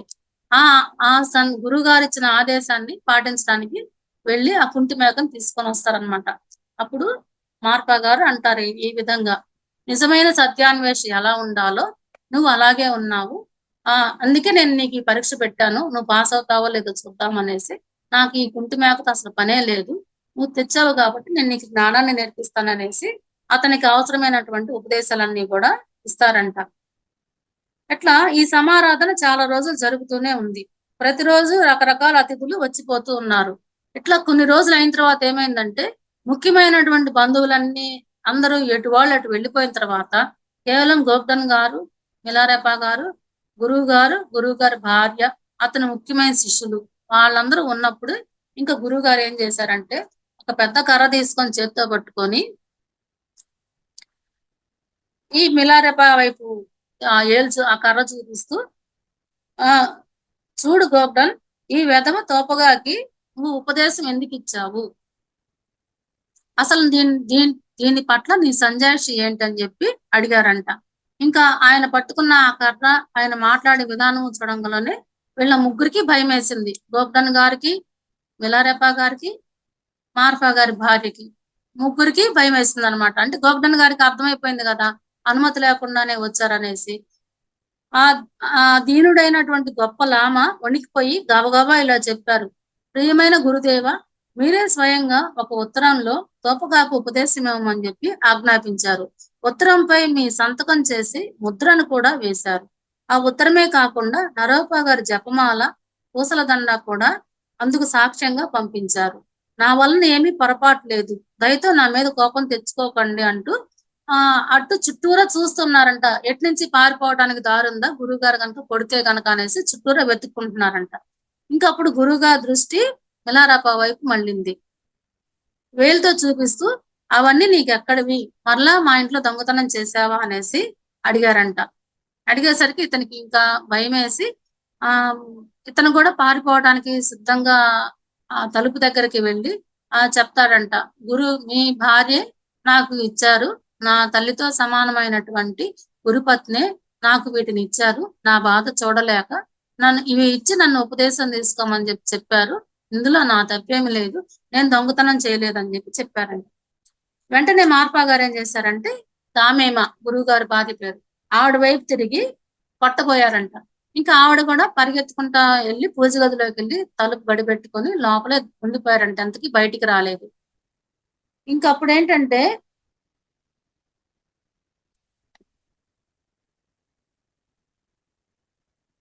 సరే గోగ్ధన్‌తో అంటారంట, నేనైతే గనక ఈ జపమాల గాని ఏమి నేను ఇచ్చి పంపియలేదు.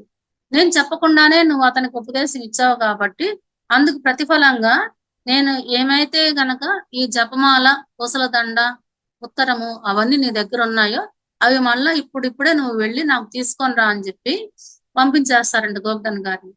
గోవర్ధన్ గారు బయటకు వచ్చేసరికి ఏంటంటే, మిలారెపా గారు లోపలికి వెళ్తే మరలా నన్ను ఎక్కడ కొడతారో అనేసి. మరి గోవర్ధన్ గారు కూడా ఇంక నిన్ను నా వెంట తీసుకువెళ్ళనని చెప్పి చెప్పేశారు. ఎందుకంటే గురువు గారు అనుమతి లేదు కాబట్టి. ఇంకా అతను ఏం చేస్తాడంటే అక్కడే ఏడుస్తూ నన్ను కూడా మీతో పాటు తీసుకెళ్ళండి అని చెప్పి బతిలాడుతూ ఉంటారంట గోవర్ధన్ గారితో. ఇక్కడే ఉంటే గురువు గారు నన్ను చంపేస్తారు, నన్ను కూడా మీతో పాటు తీసుకెళ్ళండి అనేసి. కానీ ఆయన అన్నారంట, గురువు గారి ఆజ్ఞ లేకుండా నిన్ను ఇప్పుడు తీసుకువెళ్తే ఈసారి పరిస్థితులు ఇంతకంటే బాధాకరంగా ఉంటాయి.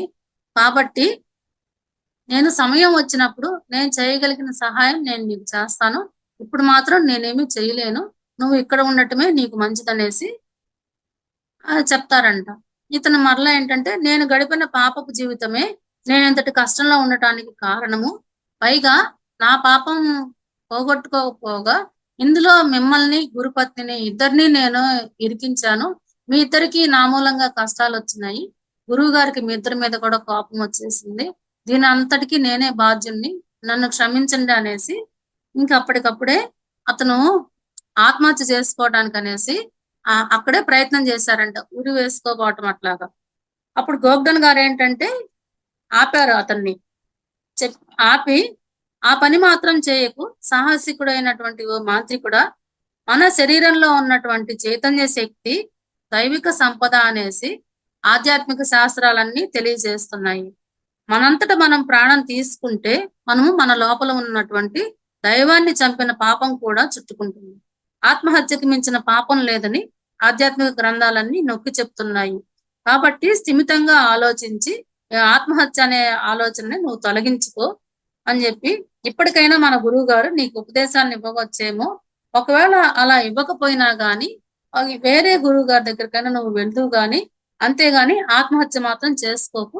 ఆత్మహత్య చేసుకుంటే మనలో ఉన్నటువంటి దైవాన్ని కూడా మనమే చంపిన వాళ్ళవుతాము. దైవాన్ని చంపిన పాపం కూడా మనకే చుట్టుకుంటుందని చెప్పి చెప్పారంట. ఇంకా ఆ మిగిలిన శిష్యులు కూడా ఏంటంటే ఇతని మీద సానుభూతి చూపిస్తూ సముదాయిస్తూ ఉన్నారంట.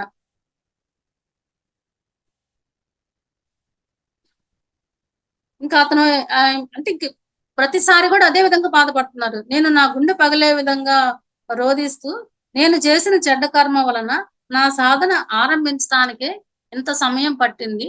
ఇన్ని రోజులు ఇక్కడ ఉండి కూడా కనీసం నా సాధన మొదలు కూడా కాలేదు అని చెప్పేసి బాధపడుతూ ఉన్నారంట. ఇంకప్పుడు ఈ మిలారెప్ప గారు రేచింగ్ అనే అతని శిష్యుడికి చెప్తున్నారు కదా ఈ స్టోరీ అంతా. సరే ఇంకా చివరికి మీరు ఏ విధంగా ఉపదేశం పొందారని చెప్పి అడుగుతారండి.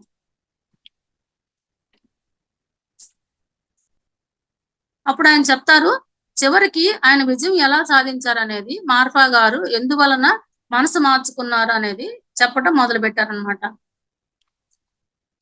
సరే ఇంకా గురువుగారు తీవ్రమైన కోపంలో ఉన్నందువలన విద్యార్థులందరూ కూడా చాలా ఆందోళన చెందుతున్నారు. కొద్దిసేపటి తర్వాత ఆయన ధోరణి మారి ప్రశాంతంగా మారిపోయారంట. అప్పుడు అతను భార్యను పిలిచి ఆమెను గోగ్ధన్ ఎక్కడున్నాడు చూడు అని చెప్పి అడిగారంట. అంటే అవి తెమ్మని వెనక్కి పంపించారు కదా. అప్పుడు శిష్యులు చెప్పారంట, గురుదేవ మీరు నరోప గారి వస్తువులను వెంటనే తీసుకురమ్మనమని గోగ్ధన్ ఆజ్ఞాపించారు కదా. అతను వెళ్ళబోతూ కూడా అక్కడ దుఃఖంతో కుమిలిపోతున్న మంత్రగాడిని ఓదారుస్తూ ఉన్నారు. మంత్రగాడు ఆత్మహత్య చేసుకోబోతున్నాడు అక్కడ అనేసి చెప్పారంట. అక్కడ ఆత్మహత్య చేసుకోబోతున్నాడు అనే విషయం తెలిసిన తర్వాత మార్ఫా గారి కళ్ళల్లో నుంచి ఆనంద బాష్పాలు వస్తూ ఆయన తన మనసులో తాను ఇలా అనుకున్నారంట, సరి అయిన జ్ఞాన పిపాసి పరిస్థితి ఇలాగే ఉంటుంది. నేను ఎట్లా తయారు చేద్దామని అనుకున్నానో అతడు సరిగా అలాగే తయారయ్యాడు అని చెప్పి అనుకున్నారంట అతని మనసులో. అంటే మిలారెప్ప గారు వచ్చినప్పుడు నేను ఇతన్ని ఎలా అయితే తయారు చేద్దాం అనుకున్నానో ఇవాళకి అతను ఖచ్చితంగా అలాగే తయారయ్యాడని చెప్పి అనుకున్నాడంట. నా శిష్యులందరినీ ఇక్కడికి పిలువు, మీ అందరినీ కూడా కష్టపెట్టినందుకు నేను చింతిస్తున్నాను అని చెప్పి చెప్పారంట. గోగ్ధన్ గారి దగ్గరికి వెళ్ళి ఈ మార్ఫా గారు చెప్పిన మాటలన్నీ చెప్పి, మీరు జపమాల అవేమి తేనక్కర్లేదు, గురువు గారు మిమ్మల్ని లోపలికి రమ్మంటున్నారని చెప్పేసి చెప్తే గోగ్ధన్ గారు అందరూ కూడా మరలా లోపలికి వెళ్ళారంట మార్ఫా గారి దగ్గరికి. గోగ్ధన్ గారు వెళ్తూ మిలారెప్ప గారిని నువ్వు కూడా రా అంటే, ఆయన అందరినీ పిలుస్తారు కానీ నన్నైతే పిలవరు. ఒకవేళ నన్ను పిలిచారు అంటే అది నన్ను కొట్టడానికి తిట్టడానికే కానీ నాకు ఉపదేశం ఇవ్వటానికి అయితే కాదు. నేను రాను, నేను ఇక్కడే ఉంటానని చెప్పి అక్కడే ఉండి ఏడుస్తున్నారంట. అప్పుడు గోగ్ధన్ గారు లోపలికి వెళ్ళి, ఆ మంత్రగాడు చాలా నిరాశతో ఉన్నాడు, అతను ఆత్మహత్య ప్రయత్నం కూడా చేసుకోబోతున్నాడు. ఒకవేళ అతను గనక ఆత్మహత్య చేసుకుంటే ఆ పాపంతో నాకేం సంబంధం లేదు గురుదేవ, దానికి మీరే పూర్తిగా బాధ్యులు అని చెప్పేసి మార్ఫా గారితో చెప్పారంట గోగ్ధన్ గారు. ఇంకప్పుడు ఏంటంటే, ఇంతకు ముందైతే గనక ఆ మంత్రగాడు చెప్పిన మాట నిజమే, నేను కేవలం కొట్టడానికి తిట్టడానికి మాత్రమే అతన్ని లోపలికి పిలిచాను. కానీ ఈ రోజు మాత్రము అతనే మన యొక్క ముఖ్య అతిథి. నేను అతనికి ఈ రోజు నేను ఇప్పుడు జ్ఞానాన్ని బోధించాలనుకుంటున్నాను, కాబట్టి అతన్ని తీసుకురండి అని చెప్పి చెప్పారంట. అతని భార్యని పిలిచి, దామేమా నువ్వే వెళ్ళి అతన్ని అతిథిగా ఆహ్వానించి లోపలికి తీసుకురా అని చెప్పారంట. ఇంకా దానితోటి ఆ వృద్ధ మాత యొక్క మొహం చిరునవ్వుతో వెలుగుతుండగా వచ్చి, మంత్రగాడ చిట్ట చివరికి నీవు గురుకృపని పొందావు. ఇవాళ నీవే మాకు ముఖ్య అతిథివి. ఇప్పుడే ఆయన నాతో చెప్పారు. నీ పట్ల తన వైఖరి పూర్తిగా మార్చుకున్నారు. నాతో రా ఇద్దరం కలిసి లోపలికి వెళ్దాము అన్నారంట. ఇతనేంటంటే ఎన్నో సార్లు ఇలాంటి మాటలు విన్నారు. అది పూర్తి చెయ్యి, అది కట్టు, నేను ఉపదేశం ఇస్తాను. మరలా అది పడగొట్టించి ఇంకొకటి కట్టు, నేను ఉపదేశం ఇస్తాను. కొన్ని నెలల నుంచి ఆ మాటలు విని విని ఇప్పుడు కూడా అతనికి ఇంకా నమ్మశక్యం కాలేదంట. అయినా గాని సరే ఇంక పిలిచారు కదా వెళ్ళకపోతే ఎట్లా అనేసి వెళ్ళి లోపల కూర్చున్నారంట మార్పా గారి దగ్గర. అప్పుడు మార్పా గారు అన్నారంట, బాగా ఆలోచించి చూస్తే నిజానికి ఇందులో నిందార్హులు ఎవరూ లేరు. ఈ మంత్రగాడి పూర్వ పాపాన్ని ప్రక్షాళన చేయటం కోసము ఒక్కడి చేతనే నేను ఇన్ని భవనాలు కట్టించాను. ఇందులో నాకేమైనా స్వార్థం ఉండి ఉంటే అతన్ని ప్రేమతో లాలించి తీయని మాటలతో వంచించి అతని చేత నేను ఇంతకంటే ఎక్కువ ఇల్లే కట్టించుకొని ఉండేవాడిని. అతని నుంచి నాకు ప్రయోజనం పొందాలనే స్వార్థం అయితే నాకేం లేదు. కేవలం ఇల్లు కట్టించాను, పడగొట్టించడం ఇవన్నీ చేశానంటే ఇతను చేసిన ఈ అతని చెడు కర్మలన్నీ తొలగిపోవటానికే నేను ఇతన్ని ఈ విధంగా కష్టపెట్టవలసి వచ్చిందని చెప్పారంట. ఇంకా సరే నా కోపం అంటారా, దానికి ఒక ప్రయోజనం ఉంది. నా భార్య ఏంటంటే స్త్రీ సహజమైనటువంటి జాలి, ప్రేమ అతని పట్ల చూపించింది. అందువలన ఒక ఉత్తరం సృష్టించటము, నరోపా గారి యొక్క వస్తువులు దొంగలించటము ఇలాంటి పనులన్నీ చేసింది. అవి ఎంత పెద్ద నేరాలైనప్పటికీ ఆమె చేసిన పనిని నేను తప్పు పట్టడం లేదు. ఎందుకంటే మిలారేపా యొక్క దీనస్థితిని చూసి జాలితో కరిగిపోయి ఆవిడ దొంగతనం చేసింది కాబట్టి నేను నా భార్యను తప్పు పట్టడం లేదు. ఇంకా మంత్రగాని సంగతికి వస్తే అతను చేసింది కూడా కరెక్టే. ఎందుకంటే ఉపదేశం పొందటానికి ఎలాంటి సాహసం చేయటానికైనా గాని అతను సిద్ధపడ్డాడు. కాబట్టి మిలారేపాది కూడా ఇందులో తప్పేమీ లేదు. ఇంకా గోబ్డను నీ విషయానికి వస్తే నీకు అసలు ఏమీ తెలియదు. ఆ ఉత్తరం నేనే పంపించానని నువ్వు అనుకున్నావు కాబట్టి నువ్వు కూడా నిర్దోషివే. ఈ ఉత్తరం సృష్టించిన సంగతి, అందులో ఉపదేశం ఇవ్వమని ఉన్న సంగతి నాకు అప్పుడు తెలియదు. తెలిస్తే గనక ఈ మంత్రగాడిని నేను ఇంకా ఎక్కువగా ఇబ్బందులు పెట్టి ఉండేవాడిని అని చెప్పారంట. చాలా ఎక్కువగా వేధించి ఉండేవాడిని అని చెప్పి ఇంకా నాకు ఈ కోపం ఎందుకు వచ్చిందంటే నేను వీళ్ళ చేతిలో మోసపోయాను అనేటువంటి బాధతోటే నాకు ఈ కోపం వచ్చింది. కానీ ఈ జరిగిందంతా కూడా మంచిగా జరిగిందని చెప్పేసి నా కేకలతోటి మీరు ఎవరైనా భయపడి ఉంటే కనుక ఇంక మీరందరూ ప్రశాంతంగా ఉండండి. నేను ఇంకెవరిని అరవను. నేను ఇప్పుడు ఉపదేశం ఇస్తానని చెప్పారంట. ఈ మంత్రగాడి కర్మలన్నీ కూడా దాదాపు పూర్తిగా తొలగిపోయాయి. ఇంకా చాలా కొద్దిగా చెడు కర్మ మాత్రమే మిగిలి ఉన్నది.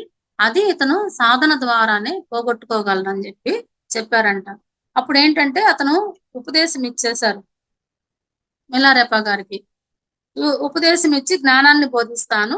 ఒక మూసిన గుహలో ఉండి ఇతను సాధన చేయాలి. ఆ సాధన చేసే సమయం అంతా కూడా అతని ఆహారానికి కావాల్సిన ఏర్పాట్లన్నీ కూడా నేనే చూస్తాను. అతనికి కావాల్సిన సకల సౌకర్యాలని నేనే అందిస్తానని చెప్పారంట మార్పా గారు. ఇతనికి ఏంటంటే నేను మెలకువలో ఉన్నానా లేకపోతే కలగంటున్నానని నిర్ధారణ చేసుకోవడానికి నన్ను నేను గిచ్చుకున్నానని చెప్తున్నారు మిలారేపా గారు. ఆనంద బాష్పాలు ఉబికి వస్తుండగా నేను గురువు గారి పాదాల మీద పడి గురువు గారి మీద, అతని భార్య దామేమా గారి మీద ఆసువుగా కొన్ని పద్యాలు చెప్పారంట. ఎట్లా కీర్తించాలో కూడా నాకు అర్థం కావటం లేదు. నా పట్ల మీరు ప్రవర్తించినటువంటి కాఠిన్యము, పెడవైఖరి అవన్నీ బయటికి కనిపిస్తున్నాయి.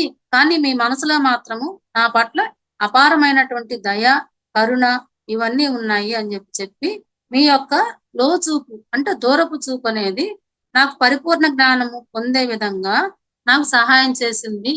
మీరు పైకి నా పట్ల కఠినంగా ఉన్నారు, మీ మనసులో నా పట్ల దయగలిగి ఉన్నారు.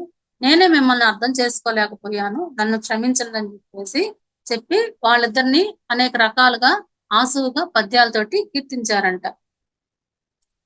ఆ రోజు రాత్రి ఏం చేశారంటే పూజా మందిరంలో ఈ తోపగాకి తలనీలాలన్నీ తీసివేయించి నూలు వస్త్రాలు కట్టించి ఒక సన్యాసి వేషధారణలోకి ఇతన్ని మార్చారంట.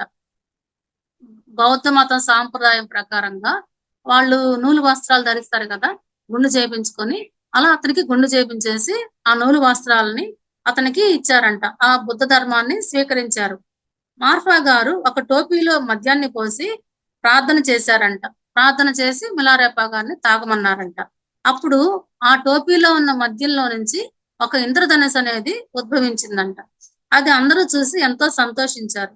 తర్వాత వీళ్ళని రక్షించే దేవతలకు కూడా కొంత మద్యాన్ని ఇచ్చి, తర్వాత ఒక పుర్రెలో కొంత మద్యం పోసి దాన్ని అతను తాగి ఆ ఎంగిలిని మిలారేపా గారిని తాగమన్నారంట. ఇతను చాలా సంతోషంగా ఆ మద్యాన్ని తీసుకొని ఇతను కూడా సేవించారనమాట. తర్వాత ఇంక నేను నీకు పరిపూర్ణ ఉపదేశాన్ని రేపు ఉదయాన్నే ఇస్తాననేసి వాగ్దానం చేశారంట. ఆ తర్వాత మరుసటి రోజు ఉత్తమమైనటువంటి బోధనలన్నిటినీ కూడా బొమ్మల సహాయంతో విడమర్చి చెప్పి కొన్ని తంత్రాలను అధ్యయనం చేయడానికి అనుమతించారు. ఆ తర్వాత రకరకాల జ్ఞాన పద్ధతులను వివరించి ఆఖరున నా శిరస్సుపై చేయి ఉంచి ఇలా అన్నారు: కుమారా, నీవు నిజమైన అన్వేషకుడు అని నాకు మొదటి నుండి తెలుసు. నీవు రాబోయే ముందు రోజే నాకు కలలో మా గురువు గారైనటువంటి నరోపా గారు కనిపించి నాకు బాగా మసిపట్టి ఉన్నటువంటి ఒక చిమ్నీని, అమృత జలాలు ఉన్నటువంటి ఒక బంగారు పాత్రని ఇచ్చి, ఈ బంగారు పాత్రలో ఉన్నటువంటి పవిత్ర జలాలతోటి ఆ చిమ్నీని శుభ్రం చేయి, ఆ మసినంతా పోగొట్టు, ఆ చిమ్నీ నుంచి వచ్చేటువంటి వెలుగు రేఖలతోటి ప్రపంచమంతా కూడా జ్ఞానమయమైపోతుంది అనేసి నాకు కలలో చెప్పారు. నాకు అప్పుడే మరుసటి రోజు నువ్వు రాంగలోనే అర్థమైపోయింది. నా గురువు గారు నీ గురించే చెప్పారు. ఆ మసి పట్టినటువంటి చిమ్నీవి నువ్వేను. ఆ పవిత్ర జలాలతో నిన్ను శుద్ధి చేస్తే నీ ద్వారా లోకమంతా కాంతి రేఖలు విరజిమ్ముతాయని నాకు ఆ రోజే అర్థమైంది. మరి నీ యొక్క ఆ చెడు కర్మలు పోవటానికి నేను నిన్ను ఇంతగా కష్టపెట్టవలసి వచ్చింది అనేసి చెప్పారంట. అదే రోజు నా భార్యకు కూడా ఇదే కల వచ్చింది. అందుకనేసి నేను ఆ మరుసటి రోజు పొద్దున్నే, ఎప్పుడు పొలానికి వెళ్ళను నేను, ఆ రోజు పొలానికి వెళ్ళాను. పొలం దున్నే నెపంతో నేను నిన్ను ఊరి బయటనే కలుసుకున్నాను. అక్కడ నువ్వు నేనిచ్చినటువంటి బీరు తాగివేయటము, నేనిచ్చిన పొలం దున్నే పనిని కూడా వెంటనే పూర్తి చేయటము, ఆ రెండిటి బట్టి నాకేం తెలిసిందంటే నేనిచ్చే జ్ఞానాన్ని తాగివేయగల విలువైన శిష్యుడివి నువ్వు అనేసి నాకు అప్పుడే అర్థమైంది.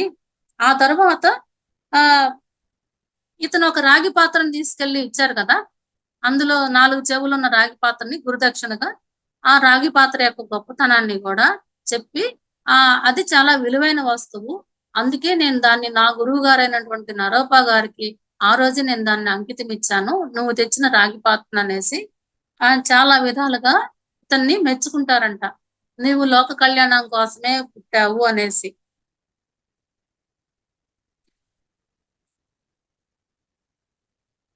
ఇంకా తర్వాత ఏంటంటే, నువ్వు అంత ఓర్పుతో అన్ని భరిస్తూ కూడా నాపై అచంచల విశ్వాసంతో సాధువుగా మారిపోయావు. నువ్వు కూడా నా అంతటి శక్తి కలిగి, తెలివితేటలు కలిగి, విశ్వాసం గల శిష్యులని చాలా మందిని పొందుతావు. నాకు నీవెట్లు గర్వకారకుడివో నీ శిష్యులు కూడా నీకు అదే విధంగా గర్వకారకులు అవుతారు అని చెప్పేసి ఈ విధంగా చెప్పి చాలా రకాలుగా ఇతన్ని పొగుడతారంట. అదే విధంగా నరోపా గారు కూడా ఇతన్ని పొగుడతారు ముందు ముందు. ఇంకా ఇతనికి ఎంతో ప్రోత్సాహం కలిగించేసి ఆ శిక్షణ ఇవ్వటం అనే ఉపదేశం ఇవ్వటం అనేది మొదలు పెడతారు. మేడం ఇంతటితో ఆపుదామా?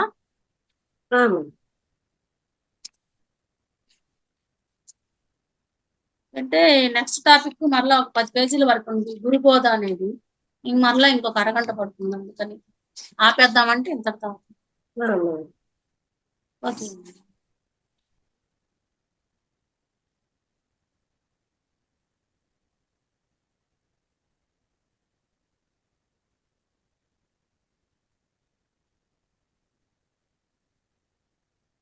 ఓకే అండి, మిలారేపా గారి జీవిత చరిత్ర మరి విన్నారు కదా మీరు. కొంతవరకు గురువు యొక్క ఉపదేశం పొందాలంటే నిజమైనటువంటి సత్యాన్వేషి, నిజమైనటువంటి జ్ఞానాన్ని అన్వేషించే వాళ్ళు ఎన్ని కష్టాలు పడితేనే వాళ్ళకి ఆ ఉపదేశం అనేది లభిస్తుందనేది మనం తెలుసుకున్నాము.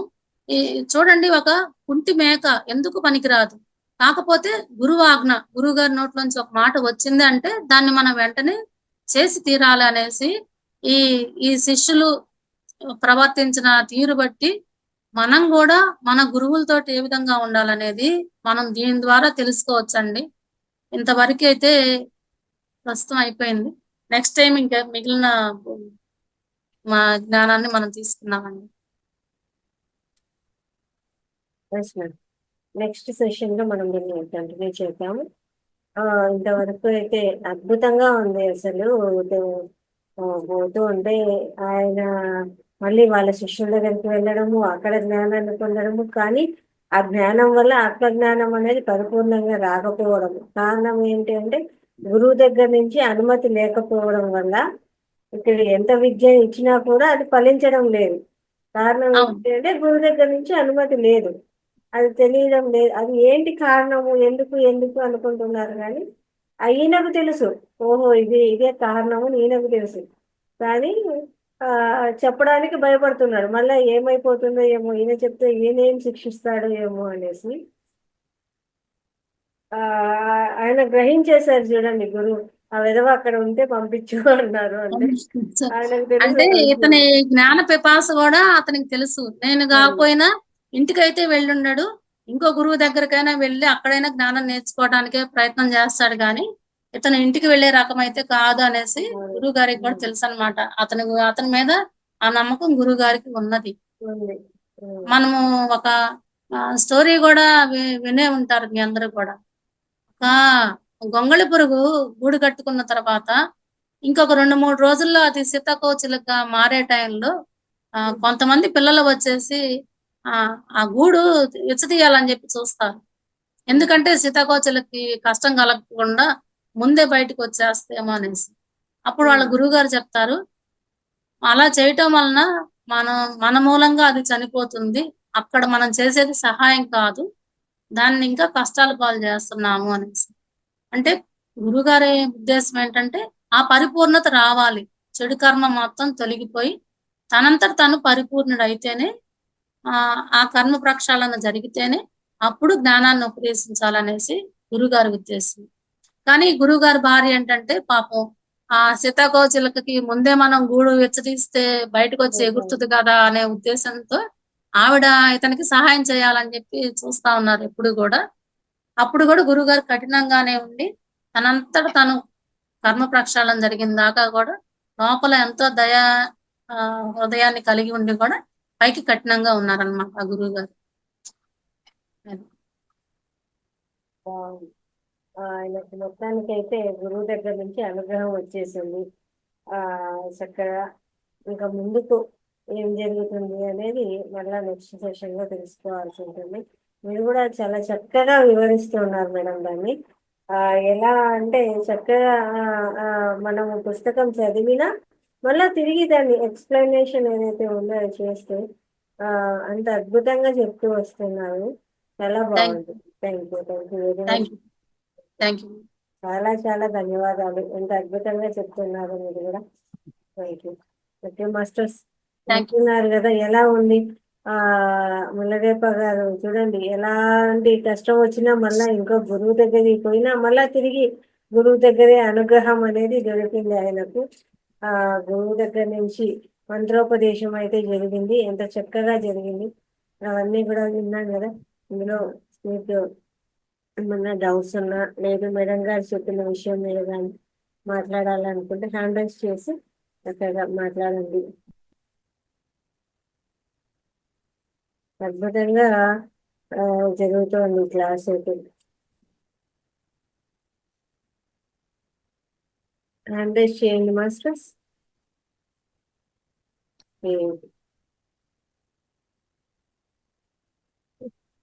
ఏం జరుగుతుంది, అందరూ ఉన్నారా లేరా? వీడియోస్ అయితే ఆఫ్ లో ఉన్నాయి.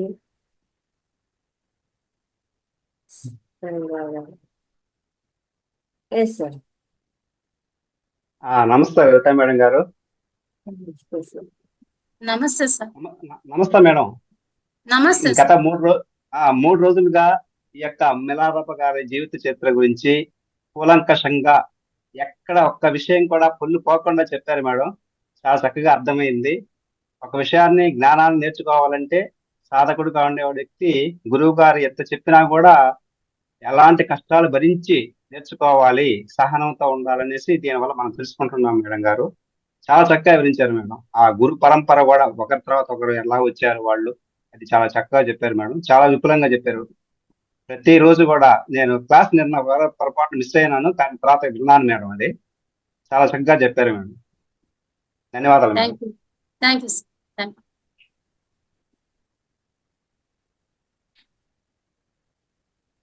మాస్టర్స్ ఏమైనా మాట్లాడతారా?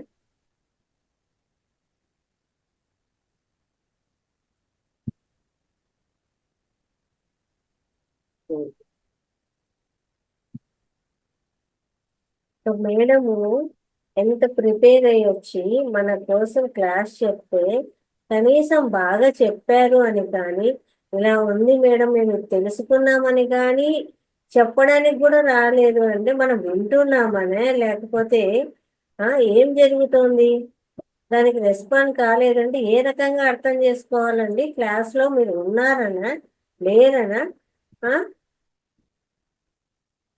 విన్నా కానీ ఏదో ఊరికే ఉన్నారా? ఏం జరుగుతుంది? Yes ma'am. Good evening madam. Good evening madam, చాలా అద్భుతంగా 3 రోజుల నుంచి మాకు క్లాస్ చాలా అద్భుతంగా చెప్పారు. చాలా బాగా వివరించారండి. ధన్యవాదాలు. Thank you. Thank you.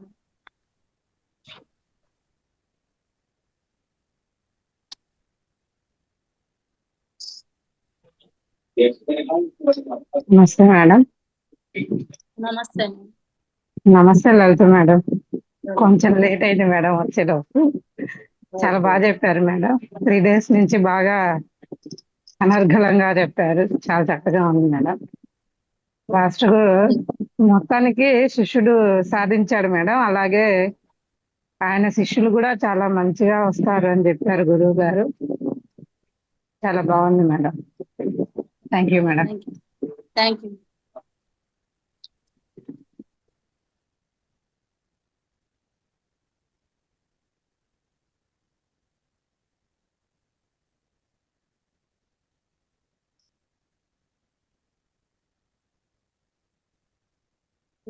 Unmute చేసుకోండి కృష్ణకుమారి గారు. చాలా బాగుంది మేడం. మేము పుస్తకం చదివినా కూడా ఇంత బాగా అర్థం కాదు. ఇంత బాగా విపులంగా వివరంగా చెప్పారు. చాలా బాగుంది మేడం.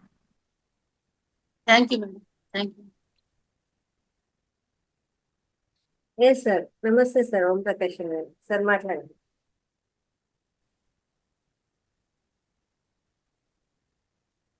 నమస్కారం అండి మేడం గారు. ఆత్మీయ ప్రణామాలు. మీ వాక్ చాలా స్పష్టంగా అంటే మంత్రముగ్ధులు చేస్తుంది మీరు చదివే విధానంలోనే, చెప్పే విధానంలో. దాంతో మంచి స్ఫూర్తిదాయకమైన బుక్ మీరు సెలెక్ట్ చేసుకొని 3 రోజుల్లో అనర్గళంగా స్పష్టంగా చెప్పగలిగారు. ఇచ్చిన టైంని జాగ్రత్తగా ఉపయోగించుకొని మేమందరం మీకు థ్యాంక్స్. ఈ బుక్ ఎప్పుడో నేను అంటే నాకు మిలారెప కథ తెలుసు, కానీ బుక్ కూడా నేను చదువుదామని తెచ్చుకున్నాను, కానీ ఇంతవరకు నాకు వీలు పడలేదు.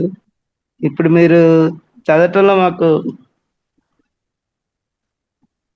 ప్రస్తుతానికైతే ఇంకా సగం వరకే అయిందండి బుక్. మిగిలిన దానికి మరలా మేడం గారు పర్మిషన్ ఇచ్చినప్పుడు మిగిలిన అది కూడా నేను చదివి వినిపిస్తాను. నేనైతే మామూలుగా 3 రోజుల్లోనే పూర్తి చేద్దాం అనుకున్నాను, కానీ మరలా ఇది అలా పైన పూర్తి చేసే పుస్తకం కాదని నా ఉద్దేశం. అందుకని నేను మేడం గారిని పర్మిషన్ అడిగాను. నేనైతే వివరంగానే చెప్తాను మేడం, ఈ పుస్తకం పైన చెప్పడం నాకు ఇష్టం లేదు అనేసి. సరే మేడం గారు కూడా మరలా నెక్స్ట్ టైం నేను మీకు మరలా కొన్ని రోజులు మీకు కేటాయిస్తాను, మీరు వివరంగానే చెప్పండి అని చెప్పారు. మేడం గారు అలా చెప్పడం వల్లనే నేను ఇంత వివరంగా చెప్పగలుగుతున్నాను మీకు. లేదంటే 3 days లో పైన బుక్ కంప్లీట్ చేసేదాన్ని. ప్రస్తుతానికైతే బుక్ ఇంకా సగం కూడా అయిపోలేదు. తను ఉపదేశంకి గురుగారు పర్మిషన్ ఇచ్చారు, అంతవరకే జరిగింది. ఆ ఉపదేశం ఏ విధంగా జరిగింది, ఉపదేశం తర్వాత ఇంకా విపరీతమైన కష్టాలు పడతారన్నమాట మీరు.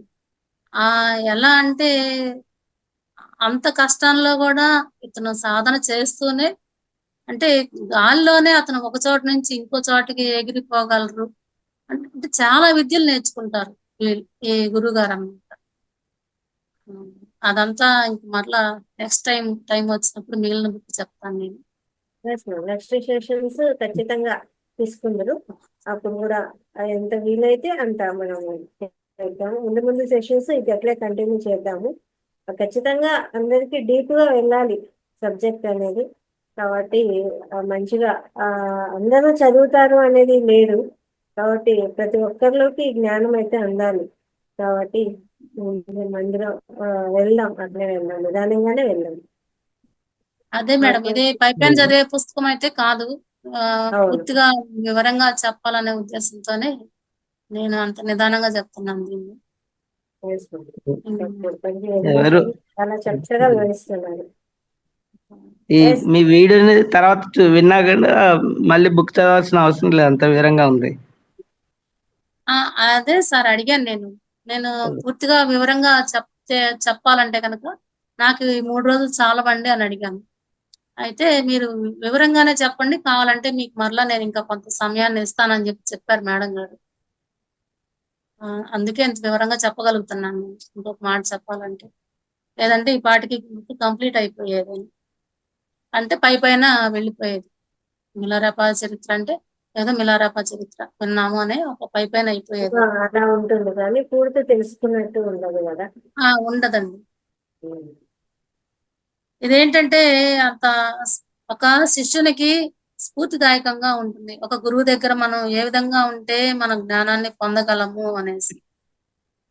అందుకని నేను పైన చెప్పదలుచుకోలేదు మేడం, పూర్తిగానే వివరంగా చెప్తాను. అట్లే చేద్దాం మేడం. నెక్స్ట్ సెషన్ కూడా చేసుకుందాం. Thank you very much madam. Okay, thank you.